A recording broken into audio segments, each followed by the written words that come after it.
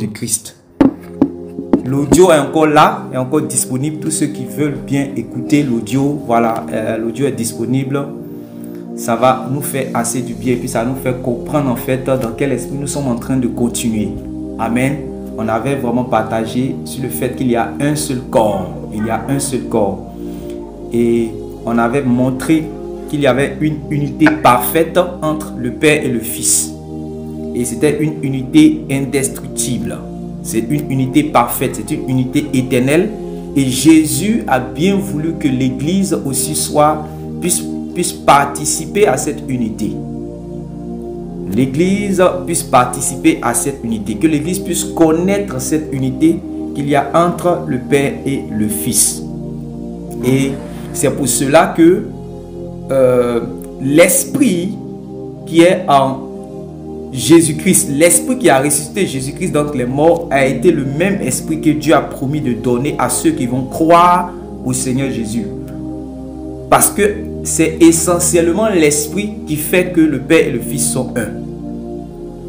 Et donc, ceux qui croient au Seigneur Jésus vont être incorporés dans ce qu'on appelle le corps du Christ. Et on a parlé du corps universel en fait du Christ. Le corps universel du Christ. Le corps spirituel du Christ. En fait, Jésus-Christ a dit par exemple dans Matthieu chapitre 28, le verset 20. Après avoir dit, enseignez-leur à observer tout ce que je vous ai prescrit, allez par tout le monde, faites de toutes les nations des disciples, les baptisant au nom du Père, du Fils et du Saint-Esprit, et enseignez-leur à observer tout ce que je vous ai prescrit. Il va dire, voici je suis avec vous jusqu'à la fin du monde. Mais le Seigneur est monté et il s'assit à la droite de Dieu le Père.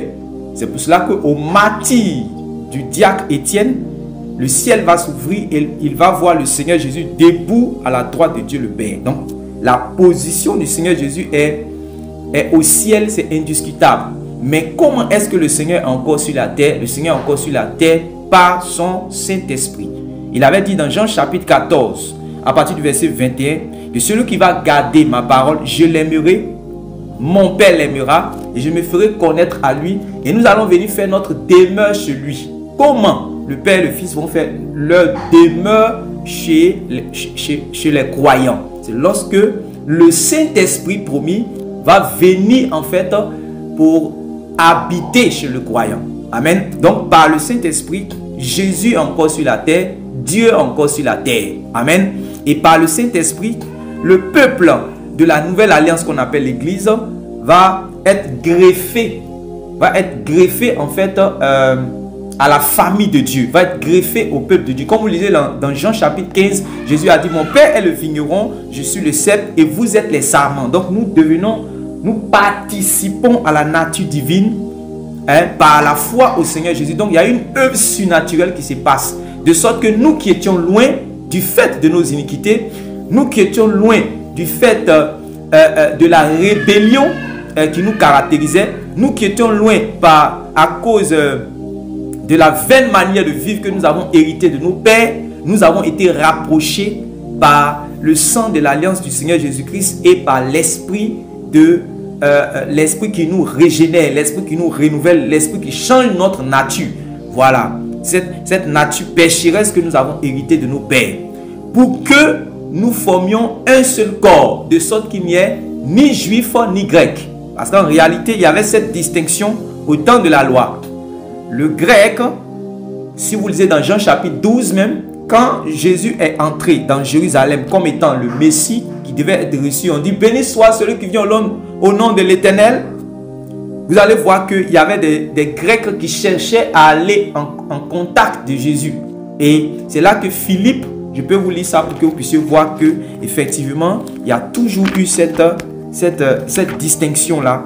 Parce que les Juifs se voyaient supérieurs. Parce que c'était eux qui étaient le peuple choisi de Dieu. C'était indiscutable. Jésus a dit à la femme samaritaine, le salut vient des Juifs. Il a dit, le salut vient des Juifs. Quelques Grecs du nombre de ceux qui étaient montés pour adorer pendant la fête s'adressaient à Philippe de Béthanie en Galilée et lui dit avec instance. Ils disent quoi? Regardez, il y a 2 points. Regardez ce qui est écrit là-bas dans votre Bible. Ça vous effraie un peu, regardez. Regardez le verset 21. Jean chapitre 12, verset 21.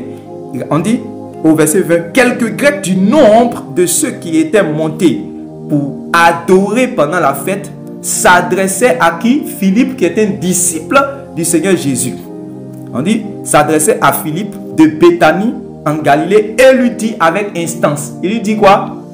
Seigneur, nous voudrions voir Jésus. Le Seigneur là, c'est écrit comment là-bas? S majuscule. Oh, quand tu lis la Bible, le Seigneur avec S majuscule là, normalement c'est adressé à qui? À Dieu. À Dieu. Voilà. C'est-à-dire que on est en train de te montrer par là comment est-ce que le juif était supérieur par rapport au non-juif. C'est pour cela quand le Saint-Esprit va dire à Pierre d'aller dans la maison de Corneille pour lui adresser les paroles du salut, aussitôt que Pierre va franchir le seuil de la maison de Corneille, Corneille va se prosterner. Et en réalité, parce que Pierre maintenant a été enseigné qu'il n'y a plus maintenant de distinction entre le juif et le non-juif, parce que nous sommes entrés dans le temps de la grâce, il va dire non, ne te prosterne pas, je suis un homme comme toi, et il va le relever. Donc, en réalité, il y avait le peuple choisi, le peuple élu, le peuple qui était en alliance avec Dieu, c'était le peuple d'Israël. Nous qui étions non-juifs là, nous étions loin de Dieu. C'est-à-dire que, du seul fait que nous étions considérés parmi les incirconcis, on adorait encore les mamelles de l'idolâtrie, on était encore du moins on têtait encore les mamelles de l'idolâtrie, c'est-à-dire des gens qui étaient idolâtres. On n'avait rien en fait qui pouvait nous rapprocher de Dieu. Du seul fait qu'on n'est pas juif net, on est déjà éloigné de Dieu, on est déjà loin de Dieu. Voilà, on était déjà loin de Dieu. Donc, il a fallu que Jésus-Christ vienne pour que le peuple, il a dit dans Jean chapitre 10, le verset 16, j'ai encore plusieurs brebis qui ne sont pas de cette bergerie, celles-là, il faut que je les amène. Parce qu'au départ, il avait commencé par dire quoi? Il avait commencé par dire à ses disciples, n'allez pas vers les autres tribus, restez en Israël. N'allez pas vers les autres, vers ceux qui sont dispersés, mais restez en Israël. Mais plus tard, dans Jean chapitre 10, le verset 16, il va changer de langage. Il va dire maintenant que j'ai encore d'autres brebis qui ne sont pas de cette bergerie, c'est-à-dire qui ne sont pas en Israël. Celles-là, il faut que je les amène. Mais même quand Jésus parlait ainsi, ses disciples pensaient que c'était leurs frères selon la chair, mais qui ne sont pas, dans le territoire d'Israël. Ils n'avaient pas encore l'esprit, ils n'avaient pas encore l'intelligence renouvelée à ce sujet-là. Ils pensaient qu'on parlait des juifs qui ont été dispersés du temps où il y a eu la dispersion qui était dans les nations là. Ils pensaient que c'est eux qui sont les enfants de Dieu, qui sont en dehors d'Israël, dont Jésus est en train de parler lorsqu'il dit j'ai encore d'autres brebis qui ne sont pas de cette bergerie, celles-là il faut que je les amène. En tant que Jésus n'était pas en train de parler des juifs qui sont hors du territoire d'Israël, mais il était en train de parler du juif et du grec. Et quand vous lisez le Nouveau Testament, quand on dit le juif et le grec là, c'est-à-dire c'est celui qu'on considère comme non-juif, c'est-à-dire toi et moi. C'est-à-dire que le grec, c'est celui qu'on appelle aussi les gentils ou encore les païens. Voilà. Donc, Jésus-Christ, par la mort de Jésus-Christ, si vous voulez encore même, il y a dans Jean chapitre 11, le verset 50 là-bas, vous allez voir, il y a un grand mystère qui est là-bas. Voilà. Dans Jean chapitre 11, à partir du verset 50, à partir du verset 48, il dit... Ici, les gens cherchent à tuer le Seigneur Jésus parce qu'il a ressuscité Lazare. Voilà. Donc, regardez ce que les Juifs sont en train de dire. Si nous le laissons faire, tous se croiront en lui et les Romains viendront détruire notre ville et notre nation. Verset 49. L'un d'eux, Caïphe, qui était souverain sacrificateur cette année-là, leur dit, vous n'y entendez rien? Vous ne réfléchissez pas qu'il est dans votre intérêt qu'un seul homme meure pour le peuple. Quand il dit le peuple là, c'est-à-dire le peuple d'Israël. Qu'un seul homme meure pour le peuple et que la nation entière ne périsse pas. Donc, il a prophétisé sans le savoir. Parce qu'en réalité, les souverains sacrificateurs, le vêtement même qu'ils portent, le souverain sacrificateur, il y a ce qu'on appelle l'éphod. Et cet éphod-là, qui est sur lui-là, il y a un élément qu'on appelle aussi, comment on appelle, l'oumim et le toumim. Et l'oumim et le toumim là, ça le met en fait en contact avec, vous voyez, le prophète peut entrer en relation avec Dieu. Si vous lisez l'Ancien Testament, vous allez voir que le prophète rentrait facilement en relation avec Dieu. Voilà. Mais ce qui peut permettre au souverain sacrificateur d'entrer en fait en relation avec Dieu, de la manière dont Moïse pouvait rentrer facilement en relation avec Dieu, c'est pas comme ça que, comment il s'appelait, Aaron pouvait facilement entrer. Et ça, vous voyez. Donc Dieu a mis sur le pectoral réellement des sacrificateurs cet éphod là. C'est un élément, en tout cas selon la sagesse de Dieu, qui permettait en fait à ces gens-là d'être en contact dans le surnaturel. Voilà. C'est pour cela qu'on vous dit justement que, on vous dit, l'un de Caïphe qui était souverain sacrificateur cette année-là, leur dit, vous n'y entendrez pas, vous n'y entendez rien, vous ne réfléchissez pas qu'il est dans votre intérêt qu'un seul homme meure pour le peuple et que la nation entière ne périsse pas. Maintenant, regardez ce qu'il va, regardez ce qu'il va dire. Or, il ne dit pas cela de lui-même, mais étant souverain sacrificateur cette année-là, il prophétisa. Vous voyez, non? Étant souverain sacrificateur cette année-là, il prophétisa. En fait, il dit que c'est parce qu'il était souverain sacrificateur qu'il a prophétisé. Mais est-ce que être souverain sacrificateur veut dire que tu vas prophétiser? Non, c'est parce qu'en réalité, il est dans une position. Et il y a des éléments qui étaient sur lui. Quand vous lisez le livre de 1 Samuel, 2 Samuel, vous allez voir que David marchait avec souvent des sacrificateurs. Et on dit David consulta l'Éternel. Quand on dit que David consulta l'Éternel, ce n'est pas lui-même qui consulte l'Éternel, mais il y a des sacrificateurs qui est là. Maintenant, le sacrificateur consulte l'Éternel avec cet élément qu'on appelle l'oumim et le toumim. Or, le prophète, lui, n'a pas besoin de l'oumim et le toumim. Est-ce que vous voyez? À cause de l'esprit qu'il a reçu, l'esprit du prophète, c'est ça qu'on appelle le Saint-Esprit. Donc, une fois qu'il a déjà le Saint-Esprit, en fait, il n'a pas besoin de l'oumim et le toumim. Maintenant, on dit que ce souverain sacrificateur-là, comme il était, on dit Caïphe, comme il était souverain sacrificateur ce jour-là, l'esprit, à cause des éléments qui étaient sur lui, l'a utilisé pour dire une parole. C'est-à-dire que c'est une prophétie. Mais lui-même, là, il ne savait pas qu'il était en train de prophétiser. Est-ce que vous voyez comment c'est merveilleux? Je ne sais pas si vous comprenez. Même si ce n'est pas l'objet, en fait, de notre étude ce soir, mais c'est pour que vous puissiez comprendre. Maintenant, regardez ce qu'il dit. Je ferme la parenthèse. Il dit, or, il dit cela, il ne dit pas cela de lui-même, mais étant souverain sacrificateur cette année-là, il prophétisa que Jésus devait mourir pour la nation. Et ce n'était pas pour la nation seulement. Vous voyez, non? Et ce n'était pas pour la nation seulement, c'était aussi afin de réunir en un seul corps les enfants de Dieu dispersés. Vous voyez, non? C'était aussi, donc, après avoir, ça dit que, après avoir sauvé la nation, selon la prophétie de Caïphe, il devait aussi réunir en un seul corps les enfants de Dieu dispersés dans la nation. Donc, dans le plan de Dieu, Dieu a prévu d'avoir des enfants qui ne sont pas de la nation d'Israël. Mais lui, il a prophétisé ça sans le savoir. Et c'est après la résurrection du Seigneur Jésus que Jean maintenant a eu l'intelligence de la prophétie que Caïphe était en train de donner. Vous dites qu'en ce moment, quand il parlait comme ça, là, Jean était là, hein, mais Jean ne savait pas que c'était une prophétie. Mais quand le Saint-Esprit est venu pour donner l'intelligence à Jean, là, c'est là qu'il va se rappeler de cette histoire-là, que lorsque Caïphe était en train de dire cette parole, il était en train de prophétiser que les enfants de Dieu qui ne sont pas en Israël, là, ils allaient être rassemblés en un seul corps par la mort du Seigneur Jésus-Christ. Quelle merveille! Et c'est ce que l'apôtre Paul enseigne aux Éphésiens. Je vais vous lire cela. Il faut qu'on touche quand même bien un seul corps avant de rentrer dans un seul esprit. Je sais que vous avez déjà compris ces choses, mais on va avancer du temps. Éphésiens chapitre 2 à partir du verset 11. Si vous poussez même qu'on est Bible où il y a des titres, vous allez voir qu'on va mettre un titre en haut. Essayez, vous allez voir qu'il y a une Bible où il y a des titres. Qu'est-ce qu'on met comme titre là-bas? Amen. On dit les païens et les juifs unis ensemble avec Dieu par la croix de Christ. Alléluia. Vous voyez, les païens et les juifs unis ensemble avec Dieu par la croix de Christ. Qui a encore un autre titre là-bas? on dit juif et non juif réconciliés par Jésus-Christ. Très bien. Juif et non juif réconciliés par Jésus-Christ. Donc, je lis au verset 11. C'est pourquoi vous, autrefois païens dans la chair, appelés incirconcis par ceux qu'on appelle circoncis. Donc, ceux qui sont circoncis là, ceux qu'on appelle circoncis, c'est-à-dire les juifs là, nous appelaient incirconcis.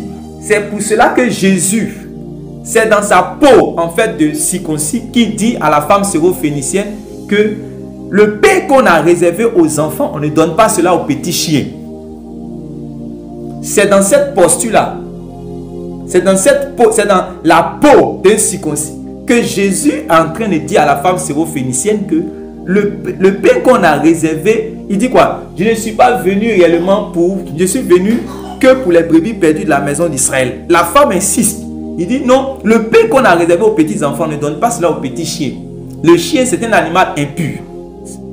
Est-ce que vous voyez? Voilà. C'est-à-dire que nous là, on était impurs. Sans Jésus là, il n'y avait aucune possibilité pour nous d'être rapprochés de Dieu, d'être connus de Dieu. Il faut que ça soit clair dans l'esprit de quelqu'un. Est-ce que vous voyez? Voilà. Nous, on n'était même pas, on n'était pas dans l'arbre. On nous a pris pour nous greffer. Voilà. Il faut que vous puissiez comprendre ça. Il dit, c'est pourquoi vous, donc Paul est en train de parler aux Éphésiens. En temps, les Éphésiens, ce sont les chrétiens non juifs. Est-ce que vous voyez? Il dit, vous, les Éphésiens là, vous étiez autrefois païens dans la chair, appelés incirconcis par ceux qu'on appelle circoncis, qui le sont en la chair par la main de l'homme. Souvenez-vous, parce que c'est important de se souvenir, quand tu sais d'où tu viens là, tu dois être humble. Souvenez-vous que vous étiez en ce temps-là sans Christ, privés du droit de cité en Israël, étrangers aux alliances de la promesse, sans espérance et sans Dieu dans le monde. Est-ce que vous voyez ça? Sans espérance et sans Dieu dans le monde. Donc, le salut est quitté quelque part pour venir. Ne pensez pas que non, comme donc les gens ont commencé à dire, donc dans les années, depuis des temps, en l'an 1000, en l'an 600, bon, comment nos parents faisaient. En tout cas, si l'évangile qui réconcilie, l'évangile réellement qui amène le non-juif à être un seul corps avec le Christ là, si l'évangile n'est pas encore arrivé, mon cher, tous ceux qui sont morts réellement c'est-à-dire que dans cette condition là, ils sont morts réellement loin du salut. Ils sont morts loin du salut. C'est en cela que tu vas comprendre la grâce de Dieu pour toi. Voilà, comme un homme qui vient qui était dans un avion qui a fait crash et puis il est le seul survivant. Il va commencer, c'est-à-dire que le premier réflexe là, il va bénir Dieu en même temps pour cette grâce qu'il a reçue dans sa vie. Imagine-toi si tu étais réellement né dans ces années-là. Quand on te dit que tu dois prêcher l'évangile, tu dois parler de Jésus jusqu'à ta mort là. Voici l'une des raisons. Parce que le Seigneur réellement t'a fait grâce. Est-ce que tu comprends? Le Seigneur t'a fait grâce. Pourquoi? Parce que toi et moi, nous étions en ce temps-là sans Christ, privés du droit de cité en Israël, étrangers aux alliances de la promesse, sans espérance et sans Dieu dans le monde. Et puis maintenant il dit, mais maintenant, en Jésus-Christ, vous qui étiez jadis éloignés, vous avez été rapprochés par le sang de Christ. Est-ce que vous voyez? Voilà. Donc, c'est ainsi que nous sommes devenus maintenant un seul corps. Donc, par la foi, par la repentance et la foi au nom du Seigneur Jésus-Christ et la réception du Saint-Esprit, nous sommes devenus maintenant un seul corps. Donc, le juif, le grec, le chinois, l'afghanistanais, l'ivoirien, le camerounais, c'est-à-dire que tous ceux-là qui sont dispersés dans le monde entier, là, quand ils placent leur foi dans le Seigneur Jésus et que ils sont inscrits dans le livre de vie comme étant les enfants de Dieu, automatiquement, ils vont former maintenant un seul corps d'une même famille. C'est ça qu'on va appeler l'église. Dans la Bible, vous allez lire, vous allez lire les expressions telles que l'église et les églises. L'église et les églises. Vous allez voir que le corps de Christ n'est jamais au pluriel. Quand on parle de l'église dont je suis en train de vous parler là, c'est-à-dire que c'est quand Jésus a dit tu es pierre et sur cette pierre, je bâtirai mon église là. C'est de ça qu'il parle. Ce n'est pas de l'église évangélique, ce n'est pas de l'église catholique, ce n'est pas de l'église orthodoxe, ce n'est pas de l'église baptiste. C'est le corps mystique, le corps spirituel, le corps surnaturel de Jésus qui est sur la terre, qui est composé des enfants de Dieu qui ont expérimenté la repentance et la foi au nom du Seigneur Jésus et qui ont reçu le Saint-Esprit. Ils ont la marque, le sceau de Dieu sur eux pour que Dieu se reconnaisse comme étant leur Père. Et que Dieu, par le Saint-Esprit qu'il a mis en eux, ils aient la conviction qu'eux aussi sont enfants de Dieu sur la terre. C'est cela qu'on appelle les enfants de Dieu. Donc sur la terre, là, tout le monde n'est pas enfant de Dieu. Pour que tu deviennes enfant de Dieu, tu comprends maintenant que tu dois avoir Christ dans ta vie. C'est Christ qui rend un homme enfant de Dieu. Voyez cette merveille-là. Donc toutes les religions qui sont dans le monde, ils doivent avoir Christ pour devenir enfant de Dieu. Selon qu'il est dit, la parole est venue chez les siens. Et les siens ne l'ont point reçu. Mais à tous ceux qui l'ont reçu, à tous ceux qui croient en son nom, la parole leur a donné le pouvoir de devenir. Donc, on devient enfant de Dieu. On ne naît pas enfant de Dieu. On devient enfant de Dieu. Pourquoi? Parce qu'il faut qu'il y ait une expérience dans ta vie. Cette parole qui a franchi tous les hommes. Cette parole dans laquelle il y a la lumière qui éclaire tout homme. Tu puisses réellement l'expérimenter dans ta vie. Elle va produire le fruit de la repentance. Et quand Dieu va voir dans ton cœur la repentance, Dieu va te laver par le sang de son Fils. Et Dieu va mettre en toi son souffle comme il a fait avec Adam au commencement. Mais ce souffle-là, ce sera le souffle qu'il partage avec son propre Fils Jésus. De sorte à ce que tu partages la même nature que lui. Il nous a rendus participants de la nature divine. Quelle gloire! Et à partir de ce moment, tu es dans le corps du Christ. Beaucoup de personnes appartiennent aux églises, mais n'appartiennent pas au corps du Christ. Oui, je peux être évangélique sans appartenir au corps du Christ si je n'ai pas l'esprit qui m'incorpore. C'est-à-dire que l'esprit qui va m'incorporer au corps du Christ. Si je n'ai pas cet esprit-là, même si j'appartiens à une église et que réellement je joue un rôle important là-dedans, je ne suis pas dans le corps du Christ. Donc le plus important dans la vie là même, c'est d'être dans le corps du Christ. Voilà, donc un seul corps. Donc ça, on a traité cela et on a dit comme nous sommes un seul corps, alors il faut qu'on comprenne que nous seuls, c'est-à-dire que moi, Esmel seul, je ne suis pas l'église. Je suis un membre de l'église. Je suis un membre du corps. C'est-à-dire dans le corps, là, s'il y a l'œil, la tête. On dit Jésus-Christ lui représente la tête. Ok. Maintenant, les autres membres là. Ok. C'est-à-dire que Jésus, il est la tête, en même temps, il est le corps. En même temps, il est la plénitude par le Saint-Esprit que Dieu nous accorde. Ça, c'est clair. Maintenant, on dit que nous, quand nous sommes incorporés, nous devenons des membres de ce corps. Pour que nous soyons interdépendants les uns les autres. Pour que nous puissions bénéficier des grâces des autres. Comme la main gauche a besoin de la main droite. Comme les cheveux ont besoin de la main. Comme les yeux ont besoin de la tête. Comme le genou a besoin du bras. C'est-à-dire que chacun va être un membre du corps. C'est pour cela la doctrine selon laquelle moi j'ai donné ma vie à Christ. Je suis maintenant, mon corps est devenu le temple de Dieu, donc je n'ai pas besoin d'appartenir à une église. C'est une doctrine qui est fausse. Pourquoi? Parce que toi seul, tu ne peux pas être le corps. C'est pas possible. Toi seul, tu n'es pas le corps. Tu es un membre du corps. Donc, pour que tu sois un homme complet dans ta vie, là, va t'attacher à un corps. Quand tu es seul là, c'est toi qui es en danger. Voilà. Est-ce qu'un corps, je prends un exemple, qui n'a pas de pouce, le corps peut continuer à survivre, c'est le pouce là qui va mourir seul là-bas. Est-ce que vous comprenez?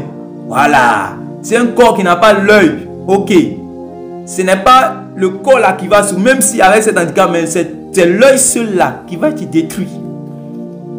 C'est pour cela qu'il est dit dans Actes chapitre 2, le verset 47, que Jésus ajouta à l'église ceux qui étaient sauvés. Pourquoi Jésus est intelligent pour faire ça? Pourquoi il finit de te sauver et puis il t'ajoute à l'église? Parce qu'en réalité, l'église représente le corps. Et son corps là n'est pas du monde. Il dit, vous êtes dans le monde, mais vous n'êtes pas du monde.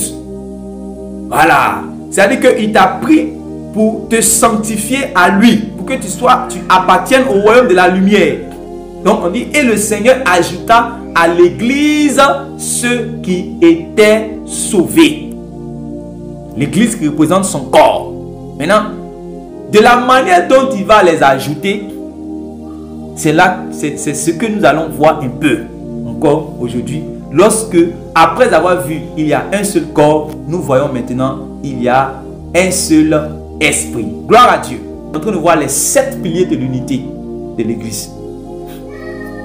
Un seul corps, un seul esprit, un seul baptême, une seule foi, un seul Seigneur, une seule espérance, un seul Dieu et Père de tous. Ce qu'on est en train de voir. Donc on a fini de voir un seul corps, on est en train de voir maintenant, il y a un seul esprit. Il y a un seul esprit. Prenons dans Galates chapitre 4, le verset 6. Et parce que vous êtes fils, Dieu a envoyé dans nos cœurs l'esprit de son Fils, lequel crie Abba Père. Voilà, ça c'est une bonne révélation pour nous. Et parce que vous êtes fils, Dieu a envoyé dans nos cœurs l'esprit de son Fils. Tout à l'heure je disais quoi? Ce qui fait que, c'est-à-dire que Dieu est un avec son Fils, ou encore le Père est un avec réellement le Fils là. C'est essentiellement même l'esprit en fait par lequel ils sont unis. Donc, pour que nous soyons même, pour que nous soyons encore plus, nous soyons proches de lui, comme il est proche de son propre, c'est-à-dire puisqu'on appelle Jésus comme étant le Fils unique du Dieu vivant. Mais l'esprit qui est en lui et qui est dans son Fils unique là, pour nous prouver que il est prêt même à ce que nous soyons proches de lui. Dieu a refusé, comme je vous ai dit la dernière fois, d'être grand-père. Il a refusé d'être grand-père. À cause de cela même là, parce que s'il donne l'esprit, il prend l'esprit qui est en lui et qui est dans son Fils pour nous donner aussi. C'est-à-dire que c'est comme si ça met Jésus dans une condition même de frère. Est-ce que vous voyez ça? Dieu nous aime, hein? Dieu nous aime d'une manière... Dieu nous aime d'une manière, je ne sais pas comment je vais dire. C'est pas on parle de la profondeur de son amour, de la largeur de son amour, de la hauteur de son amour. Est-ce que vous voyez? Jésus est son unique fils.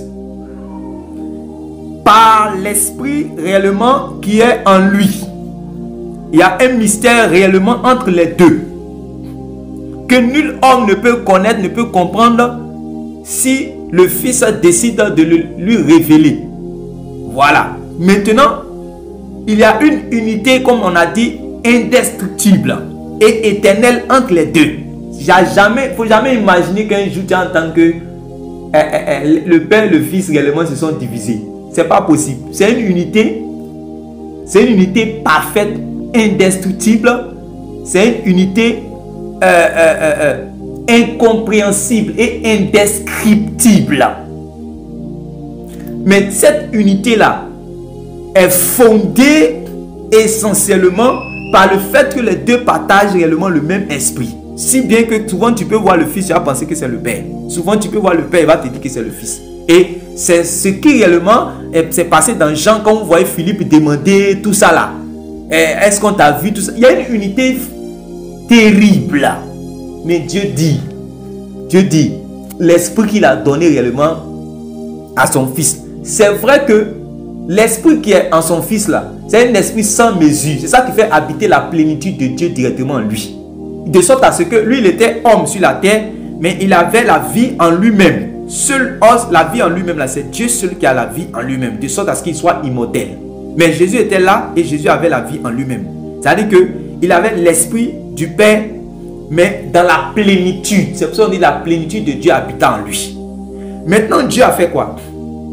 Pour que les hommes soient rapprochés de lui, Dieu a pris l'esprit qui était son Fils, qui est dans son Fils là, pour partager cela réellement aussi aux autres.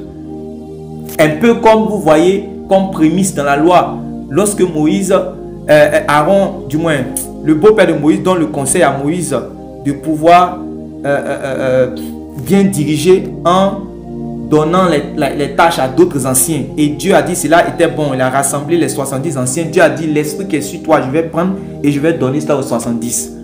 Voilà, aux 70 anciens pour qu'ils puissent diriger. Donc, l'apôtre Paul donne une révélation ici. Il dit parce que vous êtes fils, Dieu a envoyé dans nos cœurs l'esprit de qui? L'esprit de son fils. Lequel crie Abba Père. Voilà. Donc, à partir de ce moment, tous les membres du corps du Christ ont reçu plusieurs esprits ou bien un même esprit. Un même esprit. Un même esprit. Voilà. Donc, très bien. Ils ont reçu un même esprit, le même esprit. Mais s'ils ont reçu le même esprit, c'est afin de former un seul et même corps. Donc, c'est vrai qu'on a vu qu'il y a un seul corps avant, mais ce qui nous a permis d'être un seul corps là, c'est le seul esprit que nous avons reçu. Voilà. Je ne sais pas si vous comprenez ça. Nous sommes un seul corps, non? Mais ce qui a permis que nous soyons un seul corps là, c'est un seul et même esprit là qui a fait que nous sommes devenus un seul et même corps. Parce que, par exemple, je suis ici, en Côte d'Ivoire. Une personne est en Angleterre, l'autre est en Italie, l'autre est en Allemagne, l'autre est au Cameroun, l'autre est au Burkina Faso. Comment est-ce qu'on est un seul? Comment est-ce qu'on a un seul corps? Il faut qu'on soit spirituel pour être un seul corps. Et c'est le Saint-Esprit qui l'a fait. Gloire à Dieu. Que Dieu soit béni pour le Saint-Esprit. Donc, cela est indéniable, cela est remarquable. Jésus a un seul esprit. Et ce seul esprit-là, c'est l'esprit de la plénitude de la divinité qu'il a plu au Père de faire habiter pleinement et corporellement en Jésus-Christ. Maintenant, cet esprit-là, c'est vrai que c'est Jésus seul qui l'a sans mesure. Mais Jésus, ça dit que a communiqué ce même esprit-là à tous ceux qui croient. Mais il a communiqué ce même esprit-là sous forme de prémisse, sous forme d'acompte, sous forme de quoi encore? C'est-à-dire que nous, on reçoit avec mesure, mais lui reçoit l'esprit sans mesure. C'est Jean-Baptiste qui a dit cela. Vous avez déjà lu ça? Vous avez déjà lu ça? Voilà. C'est pour cela lui ne peut jamais se... Mais quand il prêche, il ne peut jamais se tromper. Voilà.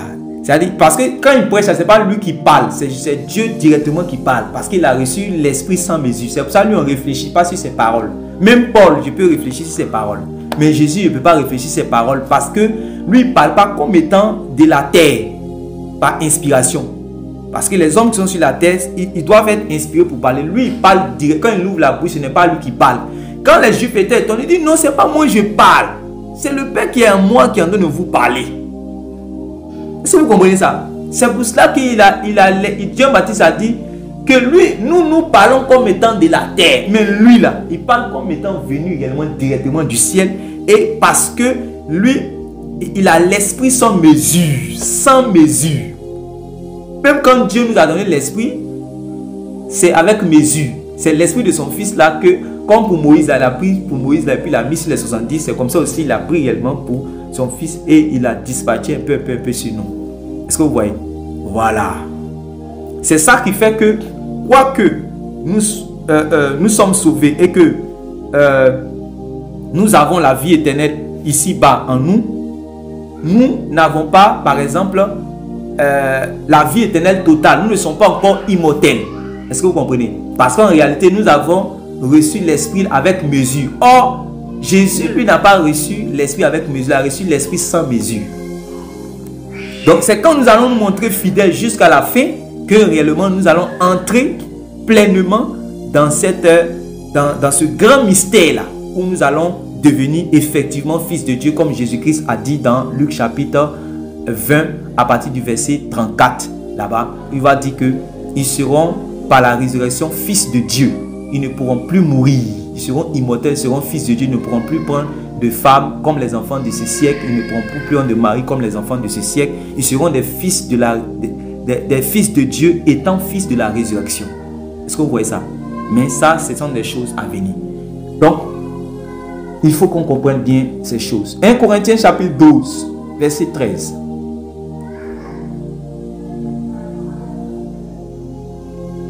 Parce que c'est ce seul et même esprit que Jésus possède. Parce que Jésus a un seul et même esprit que le Père. Et c'est ce seul et même esprit-là que chaque croyant, c'est de ce seul et même esprit que chaque croyant est baptisé et abreuvé pour appartenir à Christ et à Dieu. Amen. 1 Corinthiens chapitre 12, le verset 13. Allons-y. Amen. Oui. 1 Corinthiens chapitre 12, verset 13. Oui. Nous avons tous en effet été baptisés dans un seul esprit pour former un seul corps, soit juif, soit grec, soit esclave, soit libre. Et nous avons été abreuvés d'un seul esprit. Très bien. Amen. Très bien. Donc, l'objectif de Dieu, l'objectif de Dieu en nous donnant le Saint-Esprit, c'était pour former un seul corps. C'est ce que j'ai dit tout à l'heure. C'est vrai que nous avons travaillé d'abord sur un seul corps, mais ce qui a permis cela, c'est le fait que nous ayons reçu un seul et même esprit. Parce que c'est ce un seul et même esprit-là qui nous permet de devenir un seul et même corps. Est-ce que vous voyez? Nous avons tous en effet été baptisés dans un seul esprit pour former un seul corps, soit juif, soit grec, soit esclave, soit libre. Et nous avons tous été abreuvés d'un seul et même esprit. Donc à partir de ce moment-là, les membres du corps de Christ seront maintenant d'origine diverse, selon le passage qu'on est en train de lire. D'origine diverse, de cultures diverses, de races et de conditions sociales différentes. Voilà. Ça veut dire que ça n'existait pas dans le temps de la loi. Ça n'existait pas dans le temps de la loi. Est-ce que vous voyez? Mais par la grâce de notre Seigneur Jésus-Christ et par le ministère du Saint-Esprit, il n'y a plus cette barrière-là entre le grec et le juif, même entre le pauvre et le riche, entre comment on appelle ça, le noir et le blanc. Le noir maintenant n'est plus l'homme de couleur, comme on appelait dans le temps.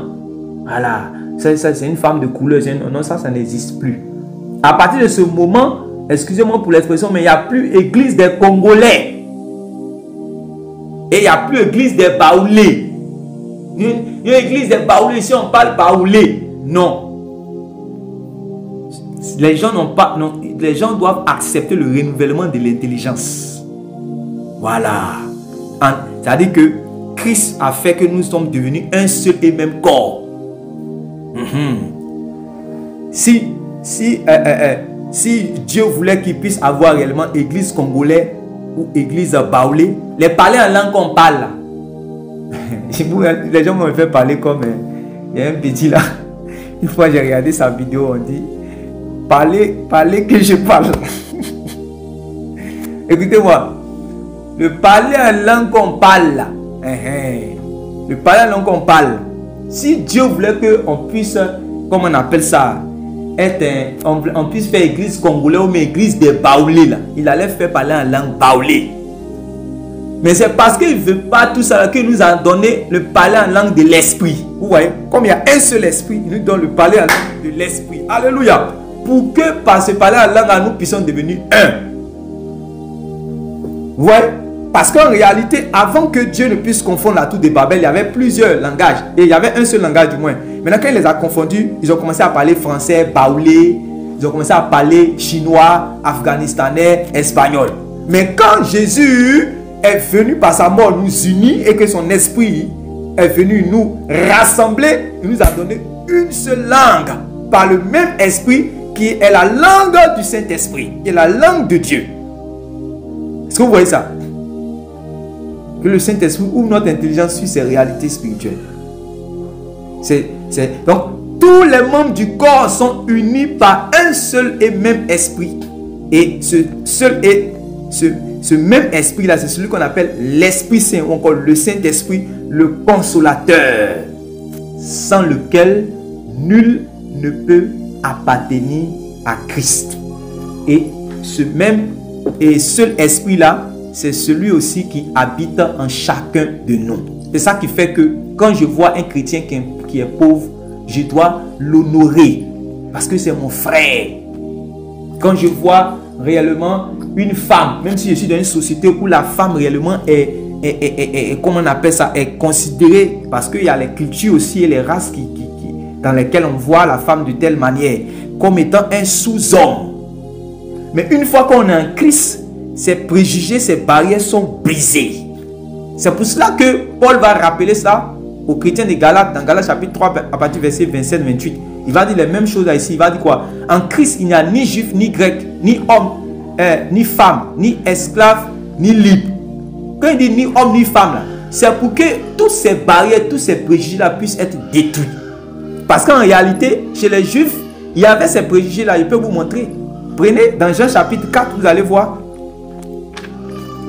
Vous voyez, vous allez voir qu'il y avait tous ces préjugés. Jean chapitre 4, hein, vous voyez, dans l'évangile même.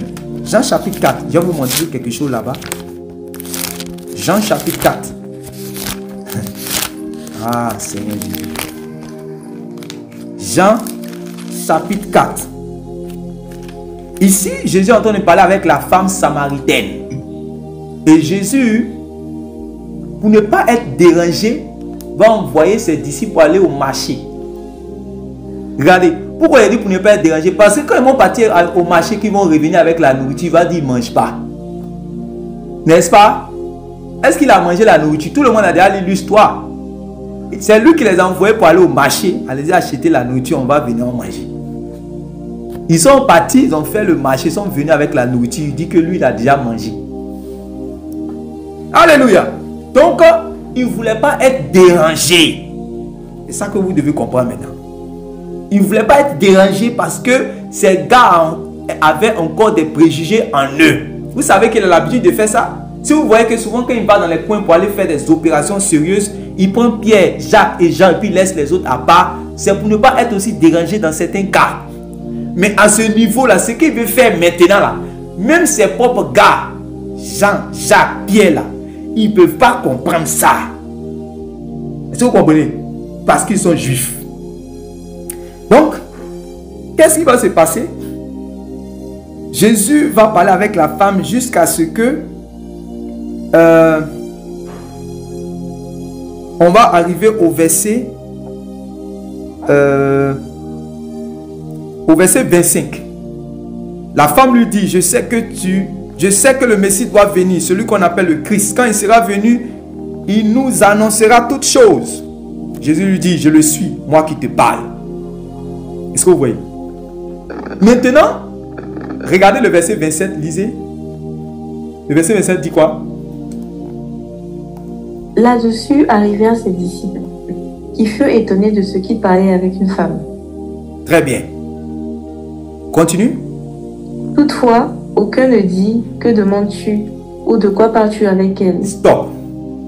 Mais comment ils sont étonnés de voir Jésus parler avec une femme? Est-ce que le fait que Jésus parle à une femme, il y a un problème? C'est pour que vous qui êtes les lecteurs là, vous puissiez comprendre que c'est comme ça le juif voyait. C'est pour cela que quand vous allez voir d'autres instructions dans le Nouveau Testament, notamment les épîtres, vous allez lire en réfléchissant.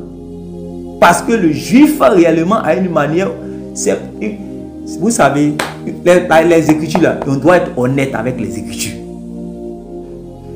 On dit là-dessus, ces disciples qui furent étonnés, ces disciples qui furent étonnés de ce qu'il parlait avec une femme. Comment on peut être étonné de ce que Jésus parle avec une femme?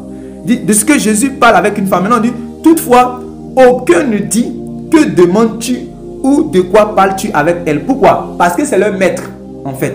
Donc, ils n'ont pas voulu parler, en fait. Mais dans leur cœur, là, eux, ils étaient étonnés de ce que Jésus soit en train de parler avec une femme. Mais je vous pose la question. Maintenant que, après plusieurs siècles de renouvellement de l'intelligence par le Saint-Esprit, que le Saint-Esprit a accordé aux membres du corps de Christ jusqu'à notre siècle aujourd'hui là. Est-ce que si Jésus réellement, vous voyez Jésus en train de parler avec une femme, vous serez scandalisé? Pas du tout. C'est pour cela que vous devez bien lire la Bible, les épîtres là, vous devez bien lire. Parce qu'il y a eu, c'est-à-dire que depuis le temps de là-bas jusqu'à aujourd'hui, nous sommes venus là. Il y a des préjugés, il y a des forteresses qui vont être brisées par rapport à la relation entre l'esprit de Jésus et la femme.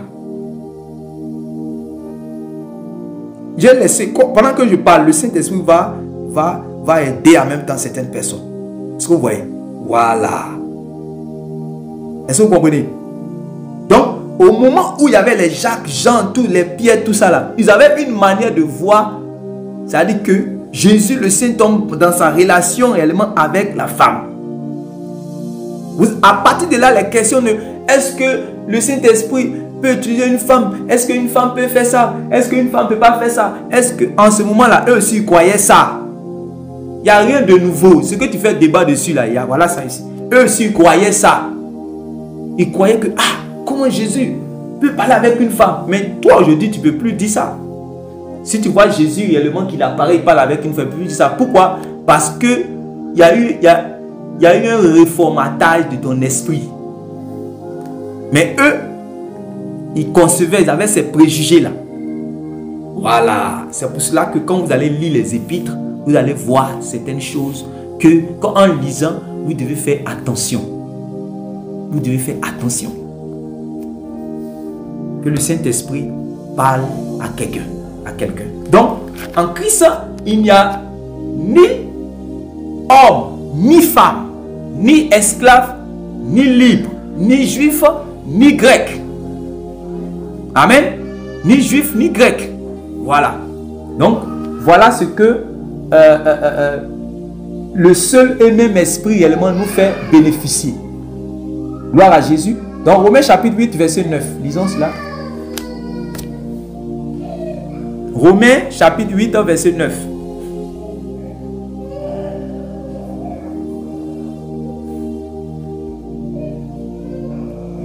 Romains chapitre 8, verset 9. Amen. Pour Oui. vous ne vivez pas selon la chair, mais selon l'esprit, si du moins l'esprit de Dieu habite en vous. Si quelqu'un n'a pas l'esprit de Christ, il ne lui appartient pas. Amen. Donc, ces vérités-là sont très fondamentales. Pour vous, vous ne vivez pas selon la chair, mais selon l'esprit, si du moins l'esprit de Dieu habite en vous. Si quelqu'un n'a pas l'esprit de Christ, pour vous montrer que l'esprit de Dieu et l'esprit de Christ, c'est la même chose. C'est pour vous montrer qu'il n'y a pas deux esprits là. Que dès qu'on finit de dire l'esprit de Dieu, après on dit l'esprit de Christ. Maintenant, l'autre réalité, c'est qu'on dit que si quelqu'un n'a pas ce Saint-Esprit là, c'est qu'il n'appartient pas à Dieu. Voilà, il n'appartient pas à Dieu. 1 Corinthiens chapitre 12, verset 11. On lit 1 Corinthiens chapitre 12, verset 11.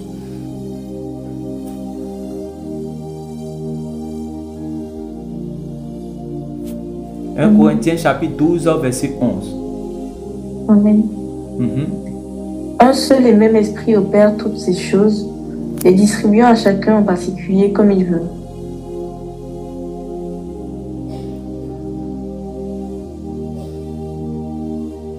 Donc, voilà que on parle toujours d'un seul et même esprit. Maintenant, on va voir aussi, on va voir certaines réalités sur le Saint-Esprit. Donc, si vous avez les choses que vous notez au fur et à mesure, on va voir certaines réalités sur le Saint-Esprit lui-même. Voilà. Parce que les gens, les théologiens, je ne suis pas contre eux. Voilà, quand ils parlent du Saint-Esprit, voilà, le Saint-Esprit est une septunité, le Saint-Esprit est une colombe, le Saint-Esprit est tout ça là. Voilà. Bon, je vais nous épargner de tout ça.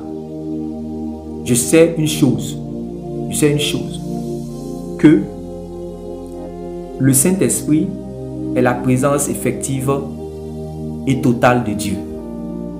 Donc, parce que Jésus a dit quoi? Je serai avec vous jusqu'à la fin du monde. Et Jésus a dit, si quelqu'un garde ma parole, je l'aimerai mon Père l'aimera, je me ferai connaître à lui. Et ensuite, il dit, nous allons venir faire notre demeure chez lui. Donc, le Saint-Esprit est égal à la présence de Dieu.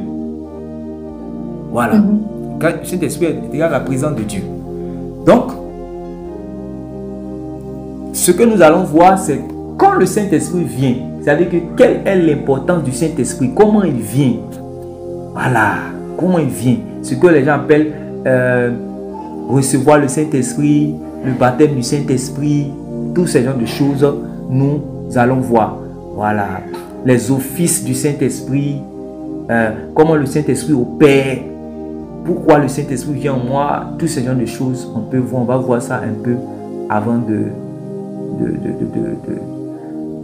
prier et puis nous séparer. Alléluia. Donc on va prendre un passage comme passage de base. On va prendre un passage comme passage de base et puis on va travailler.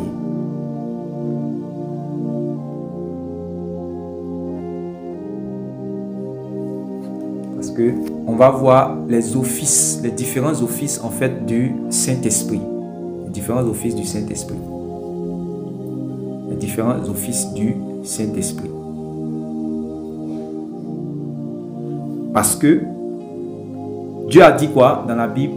Le Seigneur Jésus a dit, l'heure vient, la dernière fois on a travaillé sur ça, l'heure vient, elle est déjà venue où les vrais adorateurs adoreront le Père en esprit et en vérité.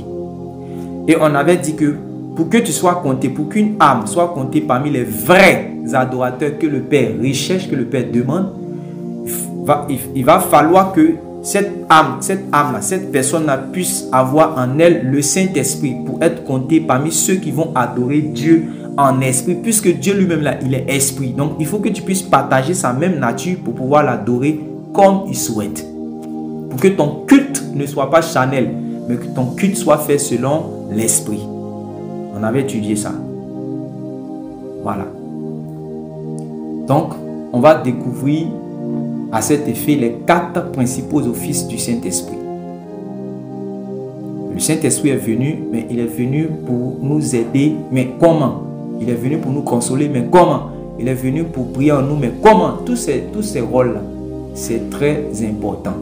Voilà. C'est très important.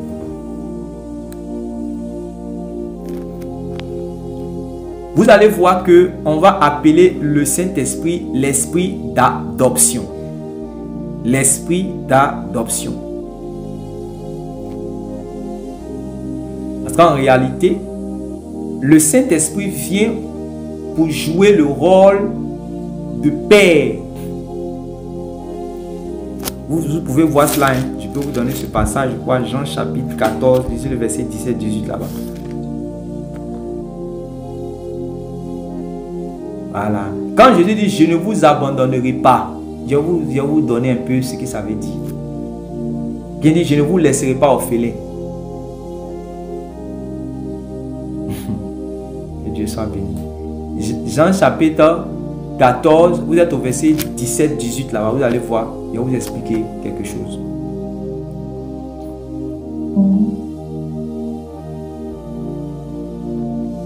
Au verset 18, il dit, je ne vous laisserai pas orphelin, je viendrai à vous. Voilà, donc, non, lis le verset 17 d'abord pour que les gens puissent comprendre. 17-18, fait 17-18. L'esprit de vérité que le monde ne peut recevoir parce qu'il ne le voit point, il ne le connaît point, et vous le connaissez, car il demeure avec vous et il sera en vous. Amen. Donc, vous voyez, Jésus parle, Jésus là, quand vous l'écoutez, vous devez trop faire attention. Quand Jésus parle, on doit trop faire attention. Répète ce que Jésus dit. Il dit, et moi je prierai le Père et il vous donnera un autre consolateur afin qu'il demeure éternellement avec vous. Très bien. Très bien. Il dit, il va prier le Père afin qu'il vous donne un autre consolateur afin qu'il demeure éternellement avec lui, avec vous. Avec que Jésus, il est le consolateur, mais qui ne demeure pas éternellement avec ses disciples. Pourquoi? Parce qu'il est encore dans la chair. Il a dit que dans sa vie terrestre. Est-ce que vous voyez? Maintenant, c'est pour ça qu'il va leur dire qu'il est avantageux pour eux qui s'en aillent. Pour que celui qui va venir là puisse demeurer éternellement avec eux. Est-ce que vous voyez? Oui, continue. l'esprit de vérité que le monde ne peut recevoir parce qu'il ne le voit point Voilà. et ne le connaît point. Il dit l'esprit de vérité que le monde ne peut recevoir parce qu'il ne le voit point et ne le connaît point. Maintenant, regardez. Mais vous le connaissez, car il demeure avec vous et il sera en vous.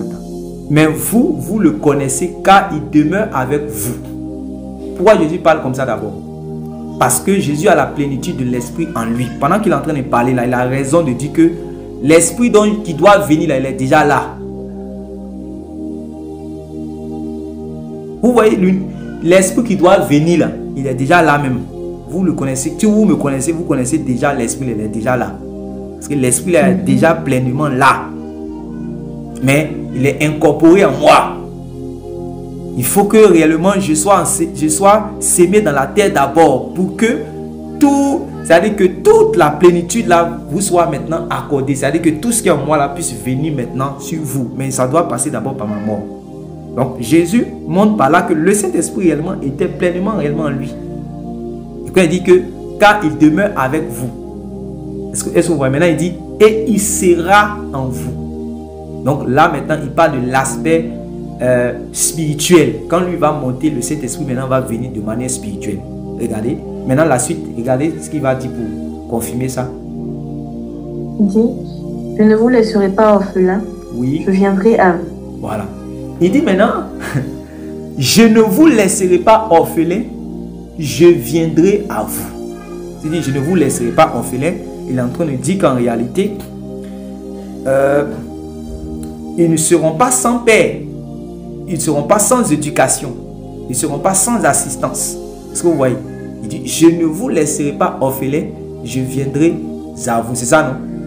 Je ne vous laisserai pas orphelin, je viendrai à vous. C'est-à-dire que lui, Jésus, mais aujourd'hui, Jésus est là.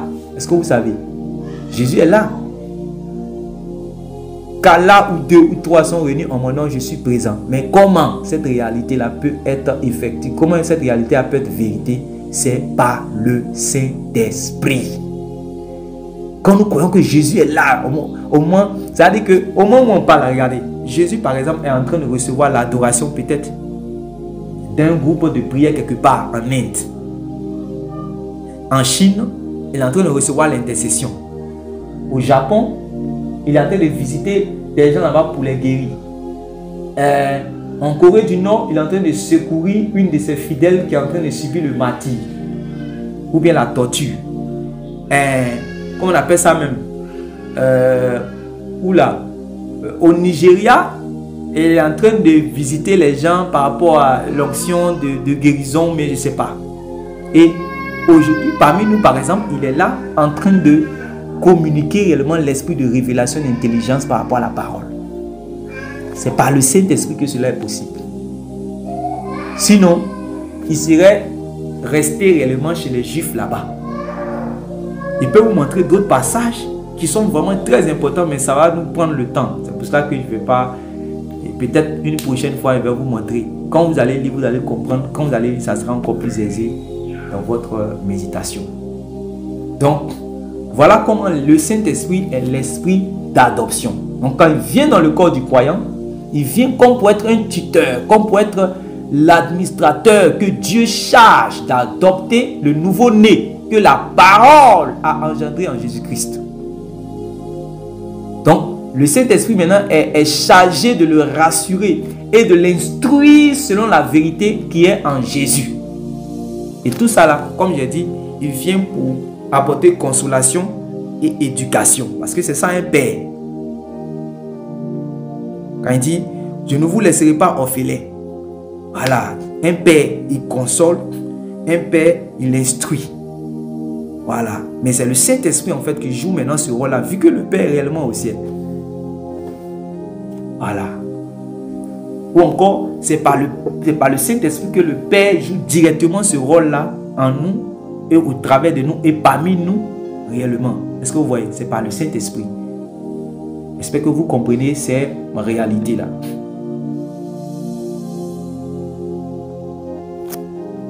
Maintenant, quand le Saint-Esprit vient dans un nouveau-né en Christ, c'est-à-dire que celui que la parole de Dieu a engendré, celui qu'on appelle le disciple chrétien, Le Saint-Esprit vient pour attester à son esprit qu'il est enfant de Dieu. Pourquoi? Tout à l'heure, quand j'étais en train de prêcher, il dit non, tous les hommes ne sont pas forcément les enfants de Dieu sur la terre. Si quelqu'un me regarde et dit non, donc tu veux dire quoi? Toi, tu es enfant de Dieu, puis c'est moi ici enfant de qui? Bon, d'accord, si tu arrives au ciel, là, au paradis, là, même, il faut rentrer, il faut fermer la porte à clé. Parce que vous, là, vous êtes les seuls enfants de Dieu. Vous êtes les enfants chéris de Dieu. Vous entendez souvent ce langage-là, oui ou non? Il dit, mais en comment est-ce que toi, tu es fait de poussière, de chair, de sang comme moi, et toi, tu dis que tu es enfant de Dieu? Moi, je ne peux pas croire. Comment est-ce que tu es enfant de Dieu? En quoi est-ce que toi, tu es enfant de Dieu? Dieu que c'est là. Comment est-ce que toi, tu es son enfant? En ce moment-là, tu ne vas pas aller lire la Bible pour voir si tu es enfant de Dieu, ou bien tu ne vas pas appeler le pasteur Esmel maintenant pour demander, pasteur Esmel, démontre-moi comment je suis un enfant de Dieu.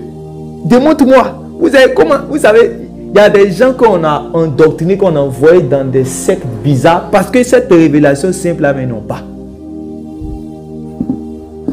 Il y a une information que tout enfant de Dieu sait. Que cette information-là, ça ne vient pas de l'extérieur, ça vient à partir de l'intérieur. Parce que l'esprit d'adoption l'a pénétré ses entrailles, ses profondeurs. Et donc c'est là-bas, c'est de là-bas que le témoignage vient. Est-ce que vous comprenez? Voilà. Comme un nouveau-né qui sait, quand il dit qu'un nouveau-né là, il y a une intimité réellement entre lui et la nourrice, sa mère et sa mère. Est-ce que vous voyez? Voilà. Regardez ce passage-là, Romains chapitre 8, versets 15 à 16.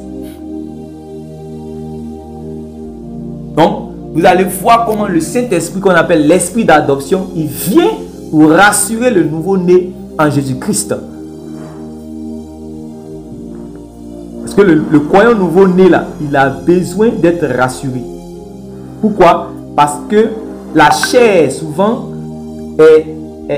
la chair têtue. Voilà, la chair têtue. Il vit dans un corps. C'est vrai qu'il est né de Dieu, mais il vit dans un corps. Il y a des réalités du monde, il y a les réalités de la chair qui peuvent le faire douter de beaucoup de choses.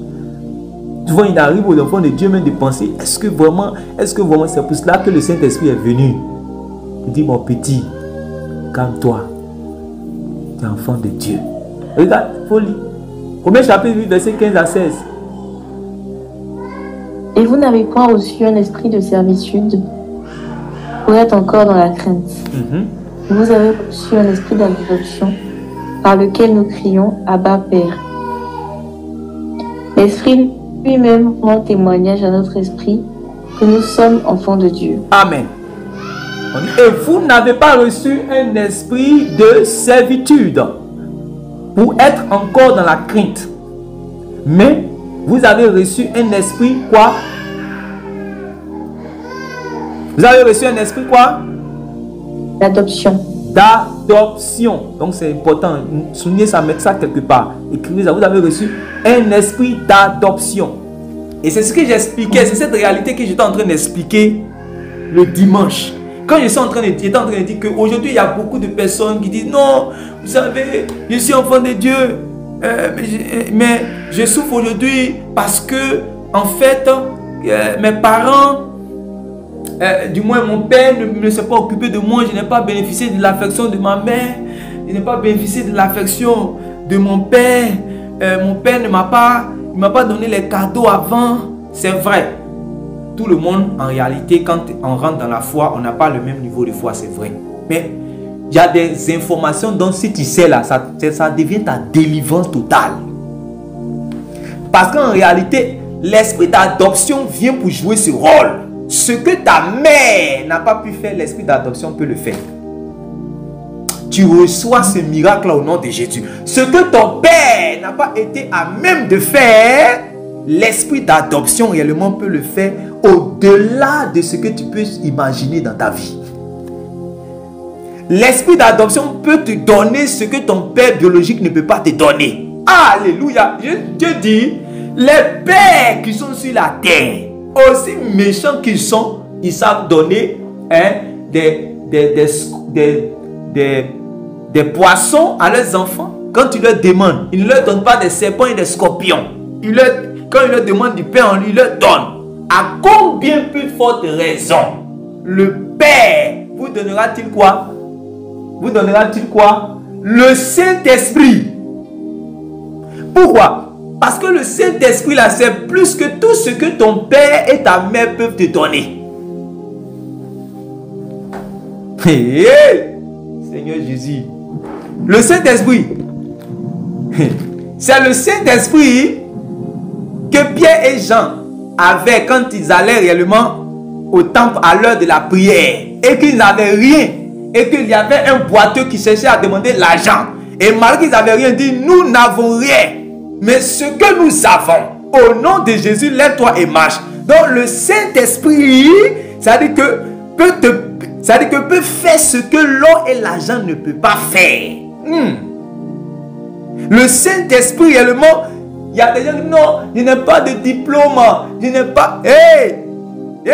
L'apôtre Pierre, on dit il habitait à Galilée. Le jour même qu'il devait trahir, il a réuni le Seigneur Jésus. Par son langage, on savait que c'était un Galiléen. Ils avaient une manière de parler. Ils ne parlent pas comme des bourgeois. Ils parlent comme des villageois. Mais quand le Saint-Esprit est venu en lui, il a eu la force, le courage, l'intelligence spirituelle et les mots réellement qu'il faut pour prêcher, pour que 3000 personnes puissent comprendre la parole de Dieu. Le Saint-Esprit est terrible. Je te dis la vérité. Ce qu'on ne t'a pas donné, dis au Saint-Esprit, tu es tout suffisant pour moi. Alléluia. L'esprit d'adoption. Ce que ton père, ta mère, il dit, si une mère qui a accouché son enfant arrive même à l'abandonner, moi l'Éternel, je ne t'abandonnerai jamais. Ça dépend maintenant si tu veux vivre selon l'homme, le vieil homme, ou tu veux vivre selon l'homme qui est né nouvellement en Jésus-Christ. Parce que l'homme qui est né nouvellement en Jésus-Christ a un père responsable. L'homme qui est né nouvellement en Jésus-Christ a un père capable. L'homme qui est né nouvellement en Jésus-Christ a un père consolateur. L'homme qui est né nouvellement en Jésus-Christ a un père qui est réciproque, qui est proche. Un père qui est compatissant, un père qui n'est pas loin, un père qui connaît ses besoins, un père qui est capable de connaître les profondeurs de son cœur. Quand tu dors, tu peux vivre un danger dans ta chambre que ton père qui est dans la même maison ne connaît pas. Mais le Père consolateur, il est plus proche de toi que le vêtement que tu portes. Il est dans ton cœur par le Saint-Esprit. Il connaît même les profondeurs, les choses qui sont cachées dans ton cœur. Reçois l'amour du consolateur ce soir. Arrête de pleurnicher pour dire non, on m'a pas fait cela. Non, on m'a pas aimé. On ne m'a pas donné l'amour, c'est vrai, si tu n'as pas tort, tu as raison. Mais écoute l'information que je te donne de la part de ton véritable Père Céleste. Fais un effort pour rentrer dans l'homme spirituel. Et tu vas voir qu'en réalité, malgré que tu n'as rien dans ta poche actuellement parce que ton père biologique ne t'a pas donné là, tu as quelque chose de plus grand que ça. Tu as quelque chose de plus grand que ça. L'esprit d'adoption. C'est pas lui maintenant, puisqu'il va te rendre compte de quoi? Vous n'avez point reçu un esprit de servitude pour être encore dans la crainte. Vous voulez que je vous dise quelque chose ce soir? Vous voulez que je vous dise quelque chose? Amen, écoutez très bien. Jésus, vous prenez l'Ancien Testament, tout ce qui est derrière Matthieu, là, vous lisez tout. Vous n'allez pas voir une seule prophétie qui dit que Jésus devait être charpentier. Jamais. Il n'y en a pas. Vous n'allez pas trouver. Vous n'allez pas trouver une prophétie qui dit que, oh, quand Jésus marchait dans son ministère terrestre, on dit Jésus allait selon ce qu'il est écrit. Jésus a fait tant selon ce qui est écrit. Jésus il a fait telle chose selon ce qui est écrit. Mais on n'a jamais dit quelque chose par rapport à la charpenterie. Vous êtes d'accord avec moi? Mais Jésus, quoi qu'étant le Fils de Dieu, quand il est né selon la chair, on dit quoi? Selon Galates, aussi longtemps que l'héritier demeure enfant, il ne diffère en rien d'un esclave. Il est sous la servitude des tuteurs et des administrateurs. Est-ce que vous comprenez ça? il n'a pas réellement le plein potentiel de jouir de ses privilèges, de son héritage, parce qu'il est encore un enfant. Et donc vous allez voir le Fils de Dieu, il est en train de faire, excusez-moi et comprenez bien, ce qu'il n'est pas appelé à faire. Parce que dans tout ce qu'il a fait de 0 ans à 30 ans, il n'y a rien réellement qui te sauve. Il n'y a rien réellement qui te sauve, rien. S'il restait dans la charpenterie, rien ne te sauvait. Mais où il a hérité? De ses parents biologiques. On m'a dit comme ça, c'est-à-dire que Marie qui était fiancée à Joseph. Joseph qui était charpentier. Et on le prenait pour un charpentier. Est-ce que vous comprenez? Jusqu'à ce que, au temps de Jean-Baptiste, l'homme, c'est-à-dire le messager qui devait préparer son chemin, commence à prêcher. Et qui dit, en réalité, je suis venu pour préparer le chemin de quelqu'un qui est plus grand que moi parce qu'il a existé avant moi. Et quand Jean-Baptiste prêche, il voit son cousin qu'il a l'habitude de voir. Et son cousin arrive. Dieu lui a dit, celui que tu vas voir, que le Saint-Esprit en personne va descendre sur lui sous la forme d'une colombe, sache que c'est lui-là qui est plus vieillard. C'est un vieillard qui est là. C'est un vieux dans le spirituel. Il est plus âgé que toi spirituellement. Et c'est lui en réalité qui est le Christ promis. Celui qui vient au nom de l'Éternel là. C'est lui qui est là. C'est lui qui est l'agneau de Dieu qui ôte le péché du monde. Quand Jésus va être baptisé du Saint-Esprit, quand Jésus vous parle même là, vous-même, vous devez avoir peur. Jésus regarde les gens et puis dit, désormais, vous verrez le ciel ouvert. En fait, il attendait ça. Il attendait de quitter la servitude. Il attendait de rentrer dans tout ce qui est écrit de lui.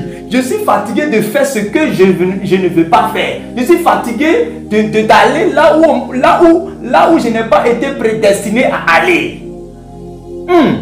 L'homme qui est fils de Dieu, on dit qu'il est conduit par le Saint-Esprit. Mais il est fils de Dieu, il est en train de faire le rabotage de bois. Un temps, il y a une femme qui est courbée pendant 18 ans qui a besoin d'être délivrée. Hey! Jusqu'à ce que le Saint-Esprit vienne. En fait, Jésus était content maintenant. Il dit, regardez ce qui va se passer. Le ciel va s'ouvrir désormais. Vous allez voir les anges monter et descendre sur le Fils de l'homme. Parce que tel que vous m'avez connu depuis longtemps là, c'est terminé. Vous allez voir que je suis un homme qui n'est pas normal. Je ne suis pas normal. Vous me voyez selon la chair là. Vous me prenez pour que vous allez comprendre. Mes frères qui ne croient pas en moi, je vous disais que je devais m'occuper des affaires de mon père. Vous n'avez pas cru. Quand l'Esprit est descendu, oh, il y a beaucoup de personnes qui sont en train de faire ce qui ne sont pas appelés à faire. Ils sont dans les lieux où Dieu ne les a pas envoyés. Parce qu'en réalité, la touche, la marque, la puissance, la visitation de l'Esprit ne les a pas encore atteints. Quand ça va les toucher, il y aura un bouleversement réellement positif dans leur vie. Il y aura un changement radical. C'est pour ça qu'on dit que quand quelqu'un est en Christ, il est une nouvelle créature. Les choses anciennes sont passées. Voici, toutes choses sont devenues nouvelles. À partir de ce moment-là, celui qu'on avait connu comme étant, parce qu'il y a les gens peut-être qui regardaient Jésus et disaient, hey, lui là, oh, quand il travaillait son papa Joseph là, ils m'ont pas donné, est-ce qu'ils m'ont pas donné le lit que j'ai fait, ils m'ont pas donné. Oui, il y avait la familiarité. C'est pour ça là-bas, il n'arrivait pas même à faire beaucoup de miracles. Parce qu'on le prenait toujours comme l'homme qu'on voyait de manière charnelle. Mais quand il est sorti, étant revêtu de l'esprit, là-bas, là, les gens n'ont pas vu même son père. Ils ont vu l'homme qui est rempli de la plénitude de l'esprit. Grâce pour grâce. Est-ce que vous comprenez ça? C'est terrible. Et tout ça, parce que Jésus, en fait, l'esprit là, il n'est pas l'esprit de la servitude, il est l'esprit d'adoption. Il n'est pas l'esprit de la servitude, l'esprit qu'on a hérité de nos pères, l'esprit de... Je vous dis qu'il y a des délivrances qui viennent par la révélation de la parole de Dieu. Je vous ai donné mon témoignage. J'ai souffert d'une maladie qu'on appelait ulcère d'estomac, ulcère gastrique. Et ça m'a fatigué parce que ça là, quand tu réfléchis un peu, quand tu étudies, voilà, tu commences à faire dissertation, tu commences à réfléchir, tu commences à faire philosophie, ou bien tu as goumé, ou bien tu as mangé piment, ça te fatigue. Tu ne peux pas manger huile, tu ne peux pas faire telle chose. Hey, je souffrais. Même quand je vais composer, de troisième jusqu'à en terminale, je suis obligé de mettre les Malox, beaucoup de bonheur oui, dans mon sac pour calmer. On dit c'est ça qui calme. Je fais tout ça, ça ne quitte pas. Quand je commence à penser un peu, ça me fatigue. Mais quand j'ai croisé Jésus-Christ, quand son esprit est venu habiter en moi, cette maladie qui m'avait accompagné depuis longtemps là, a disparu de manière miraculeuse sans qu'on ne me pose les mains. C'est l'esprit d'adoption qui fait cela. C'est l'esprit de l'adoption qui fait ça. C'est le Saint-Esprit qui fait ça. Voilà. Quand on dit que vous avez tout pleinement en Christ, quand on vous dit qu'en réalité, Dieu a joué bon de vous donner le Saint-Esprit là. Il sait pourquoi il vous a donné l'esprit d'adoption. Il sait pourquoi. Jésus a dit quoi? Le Fils de l'homme n'a ni endroit pour reposer la tête. Mais quelqu'un qui n'a ni endroit pour reposer la tête, là, regarde comment il y a une foule qui cherche à le toucher.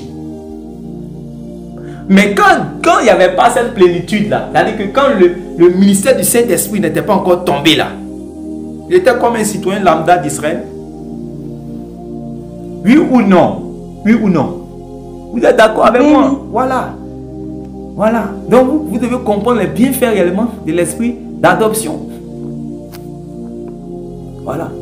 Donc, c'est très important. L'esprit lui-même, maintenant, il dit l'esprit lui-même rend témoignage à notre esprit que nous sommes enfants de Dieu. Tout à l'heure, je disais que quand on va te demander, est-ce que tu es enfant de Dieu? Ce n'est pas au pasteur d'informer à un chrétien s'il est enfant de Dieu. Voilà, un chrétien ne va pas consulter un livre pour voir s'il est enfant de Dieu. C'est à l'intérieur de lui-même qu'il reçoit le témoignage qu'il est enfant de Dieu. Parce que il y a un être qui est à l'intérieur de lui qui lui rend ce témoignage, cet être-là qui est l'esprit d'adoption. C'est ce qu'on dit quoi? On dit quoi? Et vous n'avez pas reçu un esprit de servitude pour être encore dans la crainte, mais vous avez reçu un esprit d'adoption par lequel nous crions Abba Père. L'esprit lui-même rend témoignage à notre esprit. Voyez, l'esprit rend lui-même témoignage à nous-mêmes, notre esprit, que nous sommes enfants de Dieu. C'est clair ou bien c'est pas clair? C'est ça. C'est l'esprit qui est à l'intérieur qui nous rend ce témoignage. Donc, à partir de ce moment, le croyant, il n'a rien à craindre. Même s'il n'a pas d'argument pour débattre. Mais il a un témoignage à l'intérieur de lui, qu'il est enfant de Dieu. Est-ce que tu comprends? Même s'il n'a pas d'argument pour débattre, il a un témoignage qu'il reçoit à l'intérieur de lui-même par le Saint-Esprit qu'il est enfant de Dieu. Voilà. C'est très important. Maintenant, cet esprit d'adoption là, après le fait qu'il rassure le croyant qu'il est enfant de Dieu, il rassure le nouveau-né. On a dit tout à l'heure qu'il va aussi instruire le nouveau-né. Il va l'instruire en Jésus-Christ. Voilà. Il va l'instruire en Jésus-Christ. C'est très important. Parce qu'il y a ce qu'on appelle la vérité qui est en Jésus-Christ. Maintenant, cette instruction-là va consister en 2 œuvres. Voilà. 2 œuvres. Cette instruction-là va consister même en 3 œuvres. On va dire comme ça. Vous pouvez écrire ça quelque part. Voilà. Quand il vient pour te rassurer, te consoler, oui, mais il vient aussi pour t'instruire. Parce que tu es né dans une famille et qu'il faut que tu reçoives l'éducation de cette famille. Il faut que tu reçoives comment on marche dans cette famille. Donc, quand il vient pour instruire, cette instruction-là consiste à quoi? Première chose, cette instruction consiste à nous dépouiller du vieil homme. Parce que quand tu es né sur la terre ici, puis on te dit que tu es né de Dieu, et toi-même tu touches ton corps, tu sais qu'en réalité, tu vis dans le corps de M. Esmel, de M. Mahan, de M. Yedo, de M. Boya. Tu as hérité de M. Boya, tu as hérité de M. Yedo, tu as hérité de M. Awia, tu as hérité du corps de M. Tano, de M. Tiatiassou. Mais on te dit que tu es enfant de Dieu. Qui te dit que tu es enfant de Dieu? C'est le Saint-Esprit qui est à l'intérieur de toi qui te dit que tu es enfant de Dieu. Est-ce que vous voyez? Voilà. Mais tu es, comment on appelle ça? Tu es dans ce corps-là. Et ce corps-là a ses réalités. Ce corps-là a ses désirs. Ce corps-là a ses difficultés. Ce corps-là a ses tentations. Ce corps-là a ses désirs. Ce corps-là a ses plaisirs. Et c'est ce corps-là réellement qui te fatigue. On dit quoi? Nous avons hérité de la vaine manière de vivre que nous avons. On dit de la vaine manière de vivre que nous avons hérité de nos pères, n'est-ce pas? 1 Pierre chapitre 1 à partir du verset 18 à 19. Donc, or c'est de ce corps-là, c'est dans ce corps-là tu es. Donc, quand le Saint-Esprit va venir là, il va te rassurer que tu es enfant de Dieu. Ça, c'est la première chose. Pour que ton esprit soit tranquille, pour que tu ne sois ni dans la servitude, ni dans la crainte. Mais après ça, l'instruction commence. C'est qu'on est en train de dire ici là. Les gens ne prennent pas ça au sérieux. Ils préfèrent suivre les prophètes, les gens qui vont les fatiguer pendant 3 ans. Ils vont verser l'eau sur eux seulement chaque jour pour qu'ils soient dans la servitude. Au lieu d'écouter ce que je parle là, il y a délivrance, il y a 10 000 délivrances dedans. Écoute-moi, moi, mais je te demande pardon. Si tu as réussi ça là, tu vas comprendre ce que moi, Dieu m'a oint pour ça. Pour que je parle, pour que la délivrance arrive quand je parle. Parce que la Bible m'a dit que vous connaîtrez la vérité vous délivrera. Donc la vérité délivre. La vérité délivre. Délivrance là, c'est pas seulement dans le fait quelqu'un peut être ignorant. Dieu, la Bible même dit quoi? Osée 4 verset 6 que mon peuple périt parce qu'il lui manque la connaissance. Donc, ça dit que l'ignorance même détruit. C'est pas seulement les démons du village, du côté de mon père, du côté de ma mère. Eux détruisent, il n'y a pas de problème. Mais il y a un autre esprit qui est encore plus dangereux qu'on appelle l'ignorance. Voilà. Même le diable lui-même là, avant de détruire, on dit quoi? Il rôde. Et puis il cherche qui va détruire. Il rôde d'abord. Donc, il va rôder, il va chercher maintenant, comme un lion qui ne va pas se lancer comme ça dans une proie pour aller, dans un troupeau pour aller chercher sa proie. Mais il va chercher à ce qu'il y ait une bête qui soit isolée d'abord. De peur que lui-même, en lançant l'assaut, il meurt. Donc, il va chercher à ce que, on dit le diable là, avant de détruire, comment on appelle ça même, un chrétien là, avant de détruire un chrétien, il rôde d'abord. Mais l'ignorance qu'on n'est pas fait de rôder. L'ignorance, dès que tu es ignorant même, tu es déjà détruit. Donc l'ignorance est plus dangereuse que le diable. Tu ne comprends pas ce que j'ai dit. L'ignorance détruit plus rapidement que le diable. Et le diable va se servir de ton ignorance pour te créer encore des problèmes.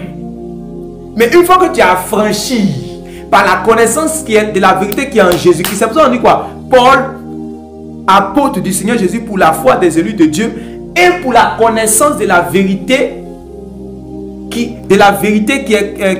concerne la piété. C'est pas ce qu'on dit, la connaissance de la vérité. Donc, quand tu es affranchi par la vérité, il y a beaucoup de choses en même temps qui vont te lâcher. Il y a des gens, par exemple, on finit de les délivrer par imposition des mains, par la puissance du Saint-Esprit.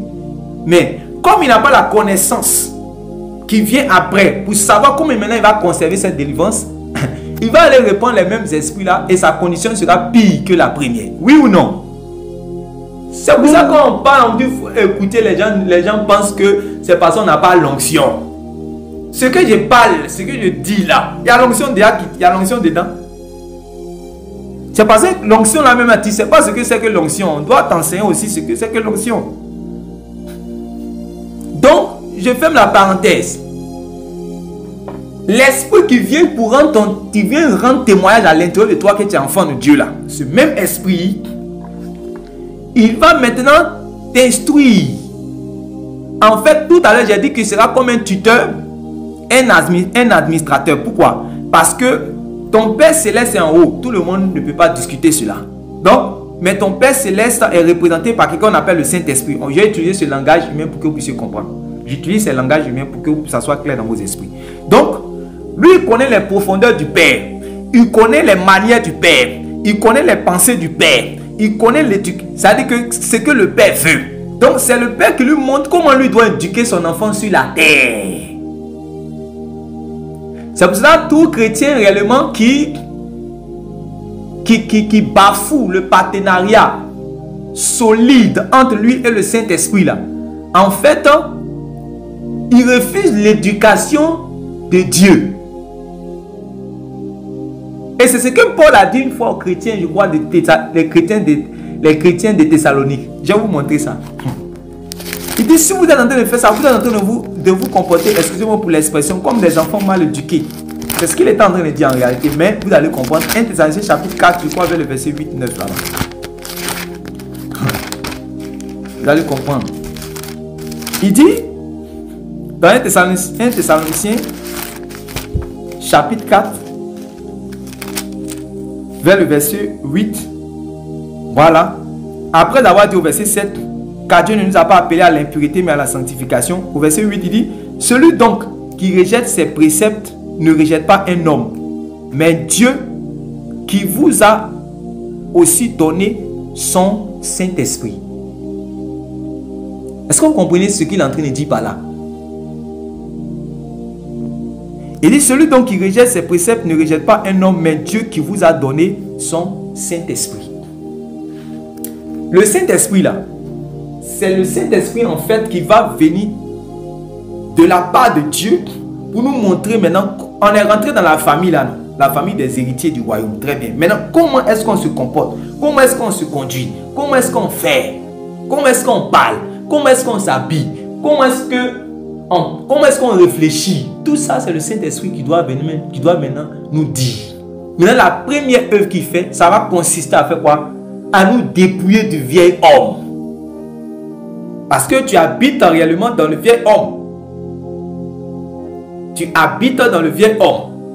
Mais maintenant, il va t'emmener à te dépouiller de ce vieil homme-là. Donc ça, c'est la première chose, le dépouillement du vieil homme. Après, on va voir les autres. On va voir la deuxième chose. Le Saint-Esprit va venir pour conférer au nouveau-né, c'est-à-dire qu'au chrétien nouveau-né là, il va venir lui conférer une intelligence spirituelle pour qu'il arrive à vivre selon l'homme nouveau. Et après, il va maintenant l'aider à revêtir l'homme nouveau. Il va maintenant l'aider à revêtir l'homme nouveau. Voilà. Donc, c'est ces trois points-là. Le dépouillement du vieil homme. Le fait d'acquérir une intelligence spirituelle afin de pouvoir enfin revêtir l'homme nouveau. Ce sont ces expressions-là que l'apôtre Paul a utilisées pour parler aux Éphésiens. Vous avez dit que le niveau des Éphésiens était différent par rapport aux Corinthiens et aux autres. Donc, avec les Éphésiens, il pouvait utiliser beaucoup d'expressions. Vraiment des gens qui peuvent manger la nourriture solide. Comme ça, il est en train de parler comme ça. Maintenant, je ne sais pas si le temps nous permet de pouvoir toucher réellement rapidement ces trois points. C'est-à-dire que le dépouillement du vieil homme, le fait de pouvoir acquérir une intelligence spirituelle et ensuite le fait de revêtir l'homme nouveau. Mais on va lire certains passages de base et puis peut-être après vous allez étudier ça vous-même. Donc, Romains chapitre 13, verset 12. Romains chapitre 13, verset 12.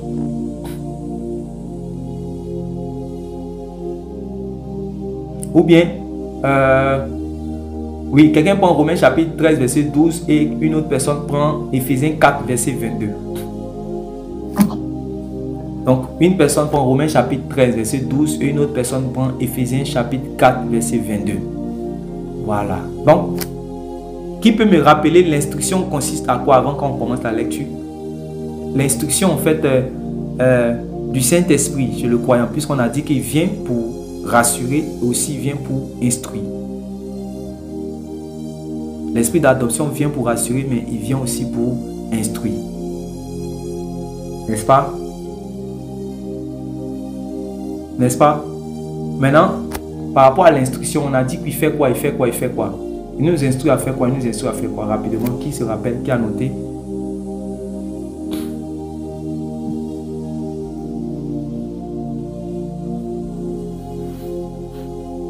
Allez-y. Allez-y rapidement. Qui a noté? Qui se rappelle? J'ai donné 3 points. Non, mais pas. Amen. Oui. Amen. Oui, vraiment. Vas-y, serviteur de Dieu. Vous m'entendez? Oui, oui, on t'entend très bien. Ok. L'instruction du Saint-Esprit consiste à, d'abord, le premier point, à permettre que nous puissions nous dépouiller du vieil homme. Yes. Il nous donne la force de pouvoir nous dépouiller du vieil homme. Yes. Maintenant aussi, à revêtir l'homme nouveau.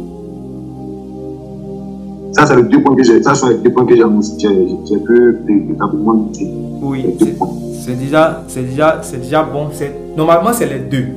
Mais, comment on fait pour revêtir l'homme nouveau là? C'est ça qui est le deuxième point. C'est-à-dire que le deuxième point, c'était d'acquérir en fait une intelligence spirituelle.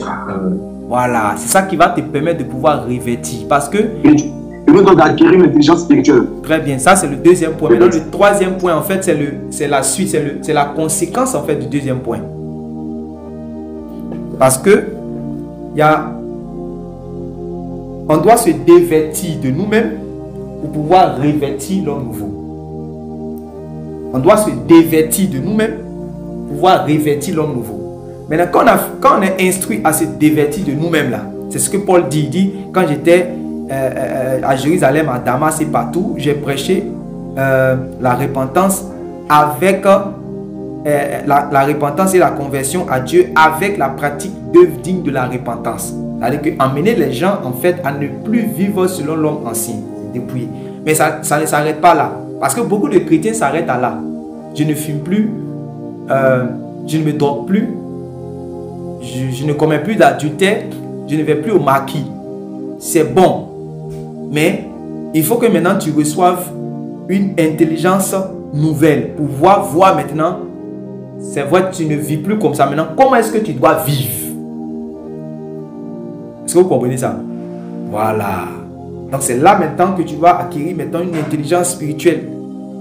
À partir de la parole, c'est un ministère que le Saint-Esprit fait avec la parole de Dieu que tu vas acquérir. Et ça va maintenant en fait te donner une nouvelle mentalité. De sorte à ce que tes choix seront toujours guidés vers le Saint-Esprit.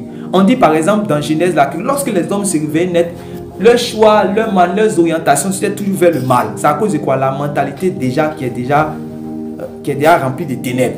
Mais il faut que cette mentalité-là reçoive la lumière. Et une fois que cette mentalité est éclairée, tu vas voir que dans tout ce que tu fais, depuis ton travail, jusqu'à la maison, jusqu'à sur la route, jusqu'à dans ton placard, jusqu'à partout, tout cela guidé selon le Saint-Esprit. Parce qu'il y a une intelligence qui a été renouvelée. Donc, c'est pour ça qu'il a dit là. Donc, la première œuvre consiste à se dévêtir de l'homme ancien. Et après qu'on soit dévêtu de l'homme ancien, on va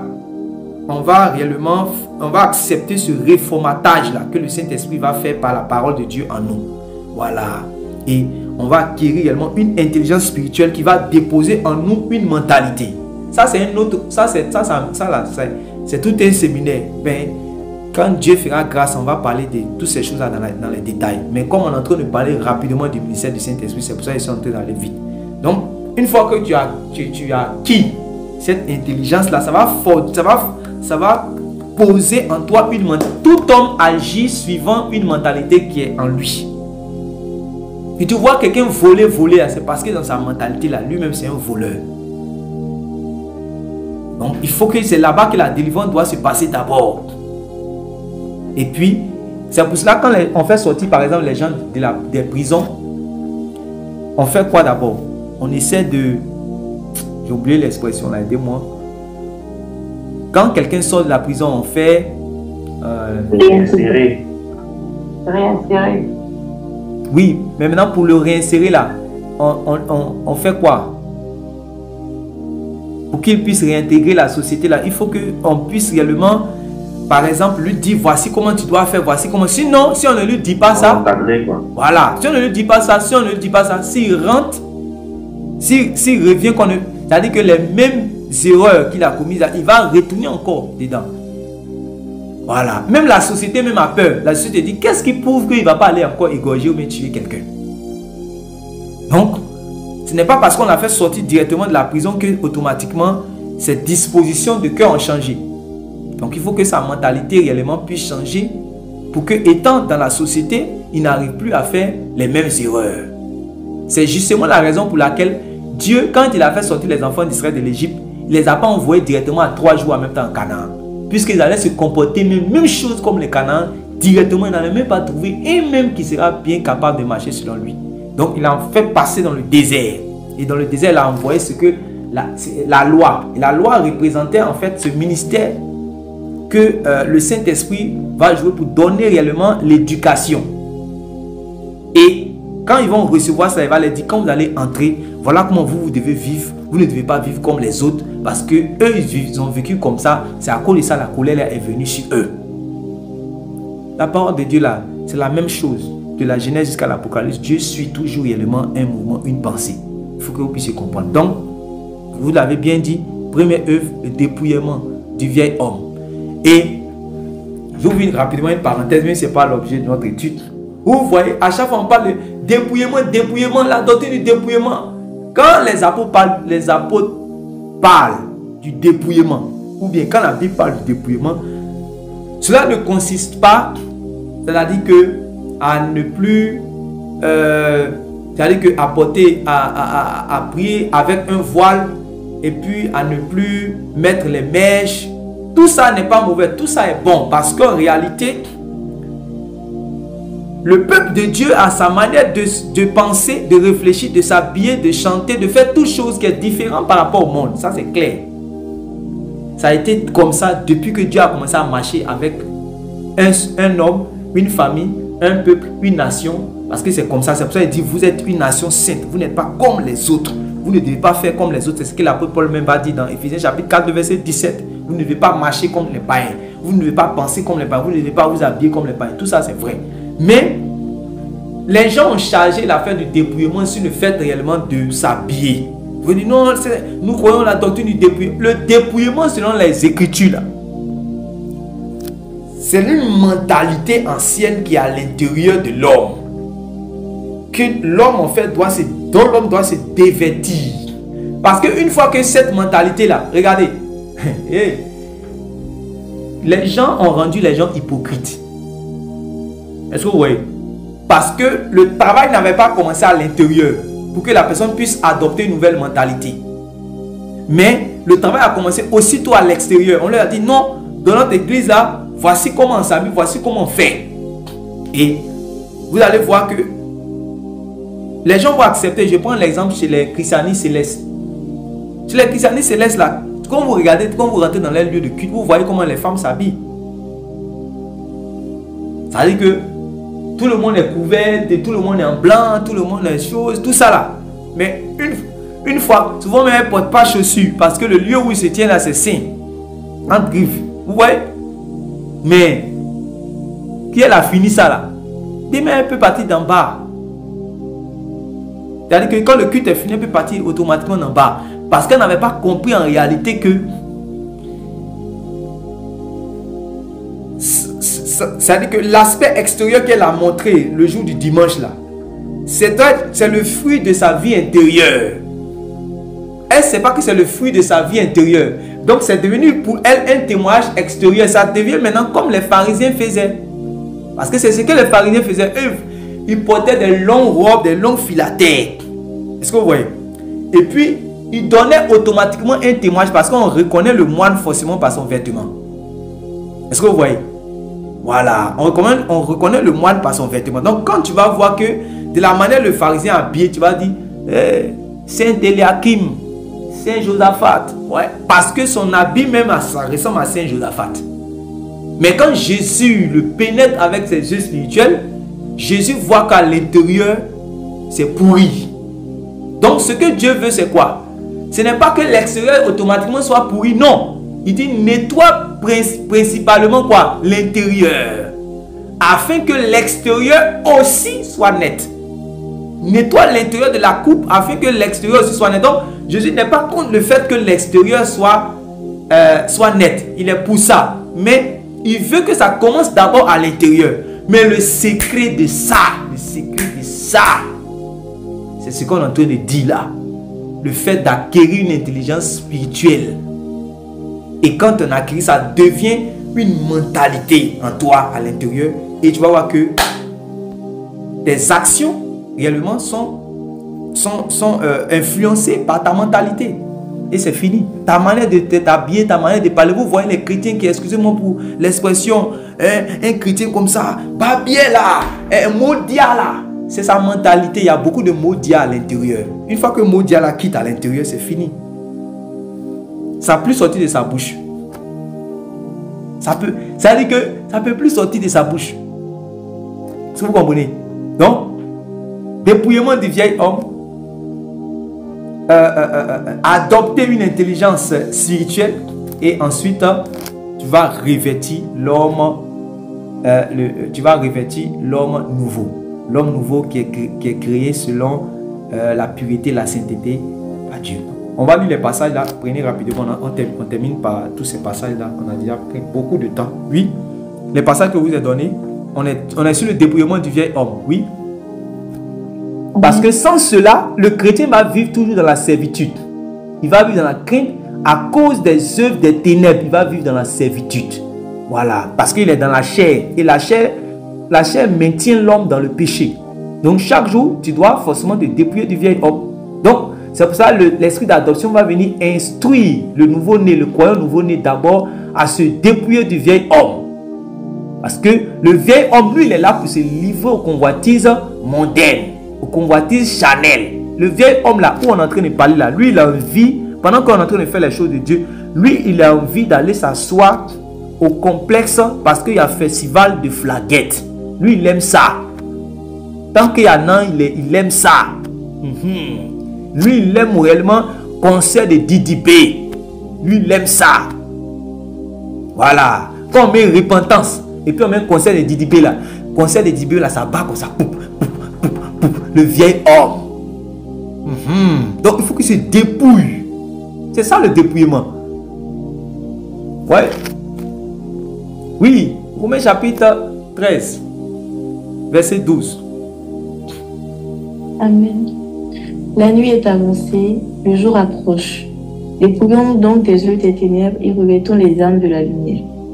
Très bien. Donc, dépouillons-nous, ouais, non, des œuvres des ténèbres et revêtons les armes de la lumière. Éphésiens chapitre 4, verset 22. Éphésiens chapitre 4, verset 22. Oui. Avant de passer du vieil homme trompeuse. Amen. Amen. Faut relire, je n'ai pas bien entendu. Eu égard à votre vie passée, du vieil homme qui se corrompt par les convoitises trompeuses. Donc, il faut lire le verset 21 pour qu'on puisse bien comprendre, s'il te plaît. Tu peux verset 21. Non, à partir du verset... moins, vous l'avez. Oui, vas-y. À partir du verset 21, c'est ça. À partir du verset 21. Si du moins vous l'avez entendu, et si conformément à la vérité qui est en Jésus, c'est dans lui que vous avez été instruit à vous dépouiller. Au verset 22. Eu égard à votre vie passée, du vieil homme qui se corrompt par les convoitises trompeuses. Ouais, c'est clair. Ouais, c'est clair. Donc quand on vient en Christ là, il y a une instruction. C'est pour ça que les gens qui sont en Christ, il est DJ, il fait danser les stripteaseuses. C'est comme ça on dit, non, je ne sais pas si c'est stripteaseuse ou stripteaseuse, je ne sais pas. Lui, c'est ça qu'il fait, il fait danser les twerks dans le maquis. On dit non, dans l'église stylée là, une fois que tu es DJ et que tu fais danser les twerks, c'est ton gagne-pain. Tu n'as pas le droit réellement d'échanger. Parce que réellement, c'est ton gagne-pain. Donc, chaque jour, tu vas aller réellement dans ce bar-là et tu vas toujours édifier l'homme, le vieil homme.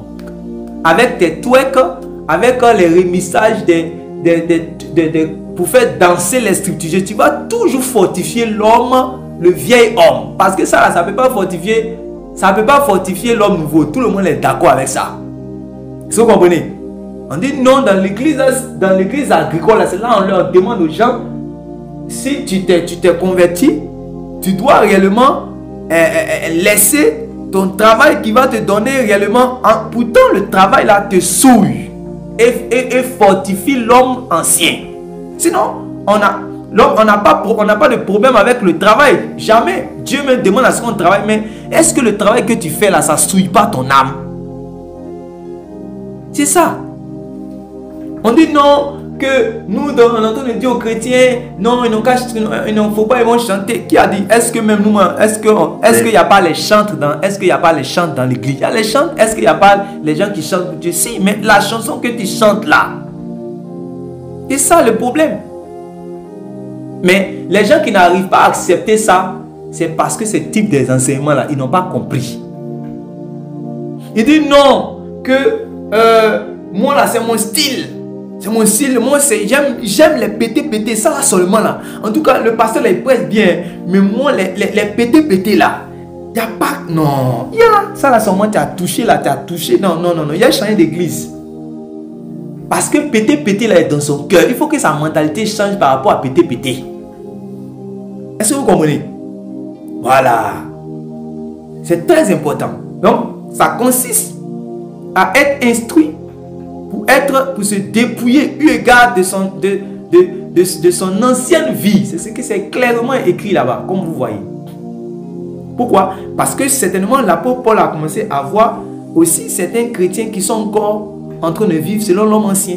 C'est pour ça qu'il va écrire dès le verset 17 pour dire vous ne devez plus marcher comme des païens qui marchent selon la vanité de leurs pensées. Vous connaissez cette écriture-là? Vous voyez? Donc après ça, il y a le fait qu'il puisse acquérir une intelligence spirituelle. L'intelligence de l'homme nouveau. Donc le croyant nouveau-né doit ensuite être renouvelé dans l'esprit de son intelligence, comme on a lu dans Ephésiens chapitre 4 là. Il lui faut une intelligence spirituelle pour comprendre la volonté de Dieu. Parce que avec cette intelligence naturelle et charnelle, il ne peut pas comprendre le dessein de Dieu. Il va toujours discuter.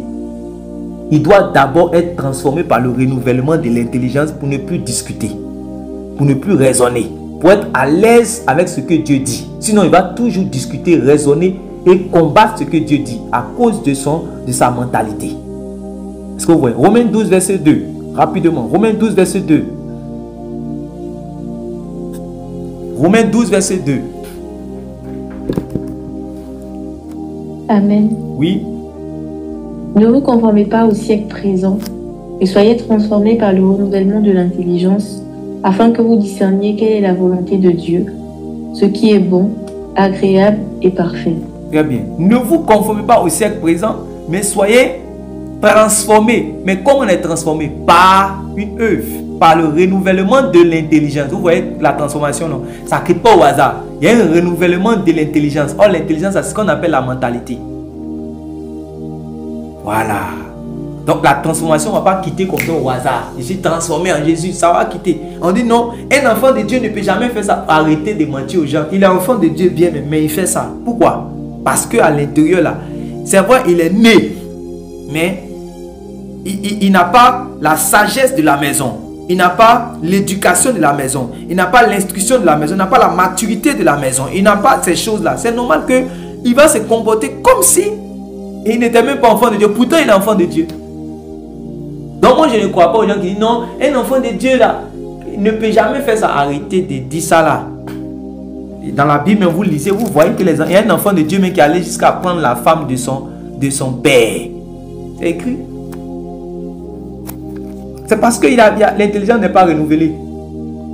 Ne vous conformez pas au siècle présent, mais soyez transformés par le renouvellement de l'intelligence. Maintenant, on dit afin que vous discerniez. Vous discerniez quelle est la volonté de Dieu. Donc, c'est comme si tu deviens mature. Parce que tu sais maintenant ce qu'est la volonté de Dieu. Mais quand tu arrives à un point où tu ne sais même pas, dès que tu arrives au village pour aller saluer tes parents, on dit il y a fête traditionnelle. Quand on commence réellement à danser est nue. On dit que la jeune fille, elle doit danser nue. Ah, on dit chez nous, là, c'est comme ça on fait. Oh. Tu ne connais pas quelle est la volonté de Dieu. Donc, automatiquement, tu enlèves ton tricot. On dit la jeune fille doit danser nue. Tu commences à danser nue. Tu pêches contre Dieu, tu souilles ton âme. Parce que ton intelligence n'est pas renouvelée. Voilà. Ton intelligence n'est pas renouvelée. Il y a quelqu'un qui dit non, que il croit aux superstitions. Ma mère commence à me gratter. Donc, ça veut dire que l'esprit de mon papa va venir me visiter la nuit. Il est chrétien, puis il croit à ça. Parce que son intelligence n'est pas renouvelée. Il y a beaucoup de choses comme ça. Comme un pasteur qui continue de discuter si on doit jouer au jeu hasard ou on ne doit pas jouer au jeu hasard. Tout l'argent, ça finit dans bête clic. L'intelligence n'est pas renouvelée. Souvent, ce n'est pas leur faute, c'est parce que l'intelligence n'est pas renouvelée. Vous voyez? Afin que vous discerniez quelle est la volonté de Dieu, ce qui est bon, agréable et parfait. Donc, tu as quitté dans ce qui est permis ou ce n'est pas permis. Là, tu as quitté. Vous voyez? Actuellement, les gens discutent. Est-ce que c'est permis? Est-ce qu'un chrétien peut boire l'alcool? Est-ce qu'un chrétien ne peut pas boire? Est-ce qu'un chrétien peut fumer? Est-ce qu'il ne peut pas fumer? Est-ce qu'un chrétien peut faire tatouage? Est-ce qu'il peut faire tatouage? Toi, tu as dépassé ça là. Toi, tu es où? Toi, tu es où ça? À quel niveau? Ce qui est bon, agréable et parfait. Tu n'es pas dans ce qui est permissif. Tu n'es pas là-bas. Parce que tu as connu déjà la volonté de Dieu. Que Dieu donne à l'église de comprendre ces choses. C'est ma prière. Donc après ça, le résultat c'est que il y a un homme nouveau réellement qui commence à être manifeste. Voilà, le fruit sera visible. Donc, troisième point. Bon, on va lire Colossiens chapitre 1 verset 9 rapidement par rapport au deuxième point. Colossiens chapitre 1 verset 9. Colossiens chapitre 1 verset 9. Colossiens chapitre 1 verset 9 dit quoi? Amen. C'est pour cela que nous aussi, depuis le jour où nous avons été informés, nous ne cessons de prier Dieu pour vous et de demander que vous soyez remplis de la connaissance de sa volonté, en toute sagesse et intelligence spirituelle. Voilà, c'est clair, non? Oui.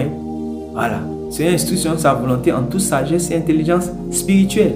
C'est ça qui va guider maintenant votre choix, votre vie, votre manière de faire, votre manière de tout. Voilà. Maintenant, voilà le troisième point, revêtir l'homme nouveau. Voilà. La dernière œuvre de l'esprit d'adoption, c'est de permettre de pouvoir revêtir l'homme nouveau. Pour que tu sois un digne représentant de Christ. Voilà. Pour que tu sois la pleine ressemblance de Christ.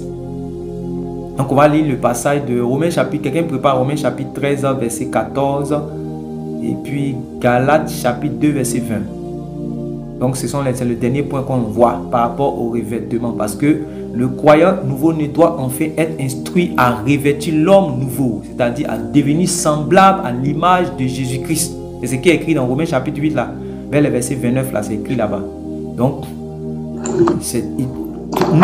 le nouveau croyant doit comprendre qu'il faut que Christ soit formé en lui.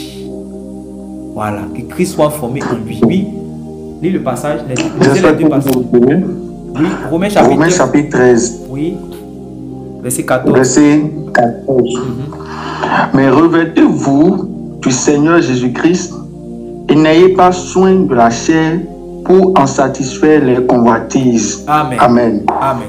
Merci, que Dieu te bénisse. Voilà. Donc, mais revêtez-vous du Seigneur Jésus-Christ. Donc, vous voyez donc. Qu'on dit maintenant, c'est sans cela que tu vas pouvoir dire dans Galates chapitre 2 verset 20, Christ est ma vie. Voilà. Sans cela tu vas dire que Christ est ma vie. Parce qu'il y a d'autres là, c'est dans la Bible, seulement quand il arrive cette partie, il dit Christ est ma vie, ou bien comme c'est un verset qui est phare, Christ est ma vie. Christ est ma vie. Est-ce que Christ est réellement ta vie? Il y a beaucoup de choses qui doivent se passer à l'intérieur de ton cœur pour que réellement ça puisse se manifester. Pour que ce ne soit même pas toi-même qui le disent. Pour que ce soit d'abord les gens qui t'observent là, eux-mêmes ils disent que toi là, tu es un petit Christ. C'est pour cela qu'on a appelé les disciples chrétiens. Parce que leur vie reflétait le Christ. Ils n'avaient pas la même manière de faire que les autres. Que Dieu nous bénisse. Que ça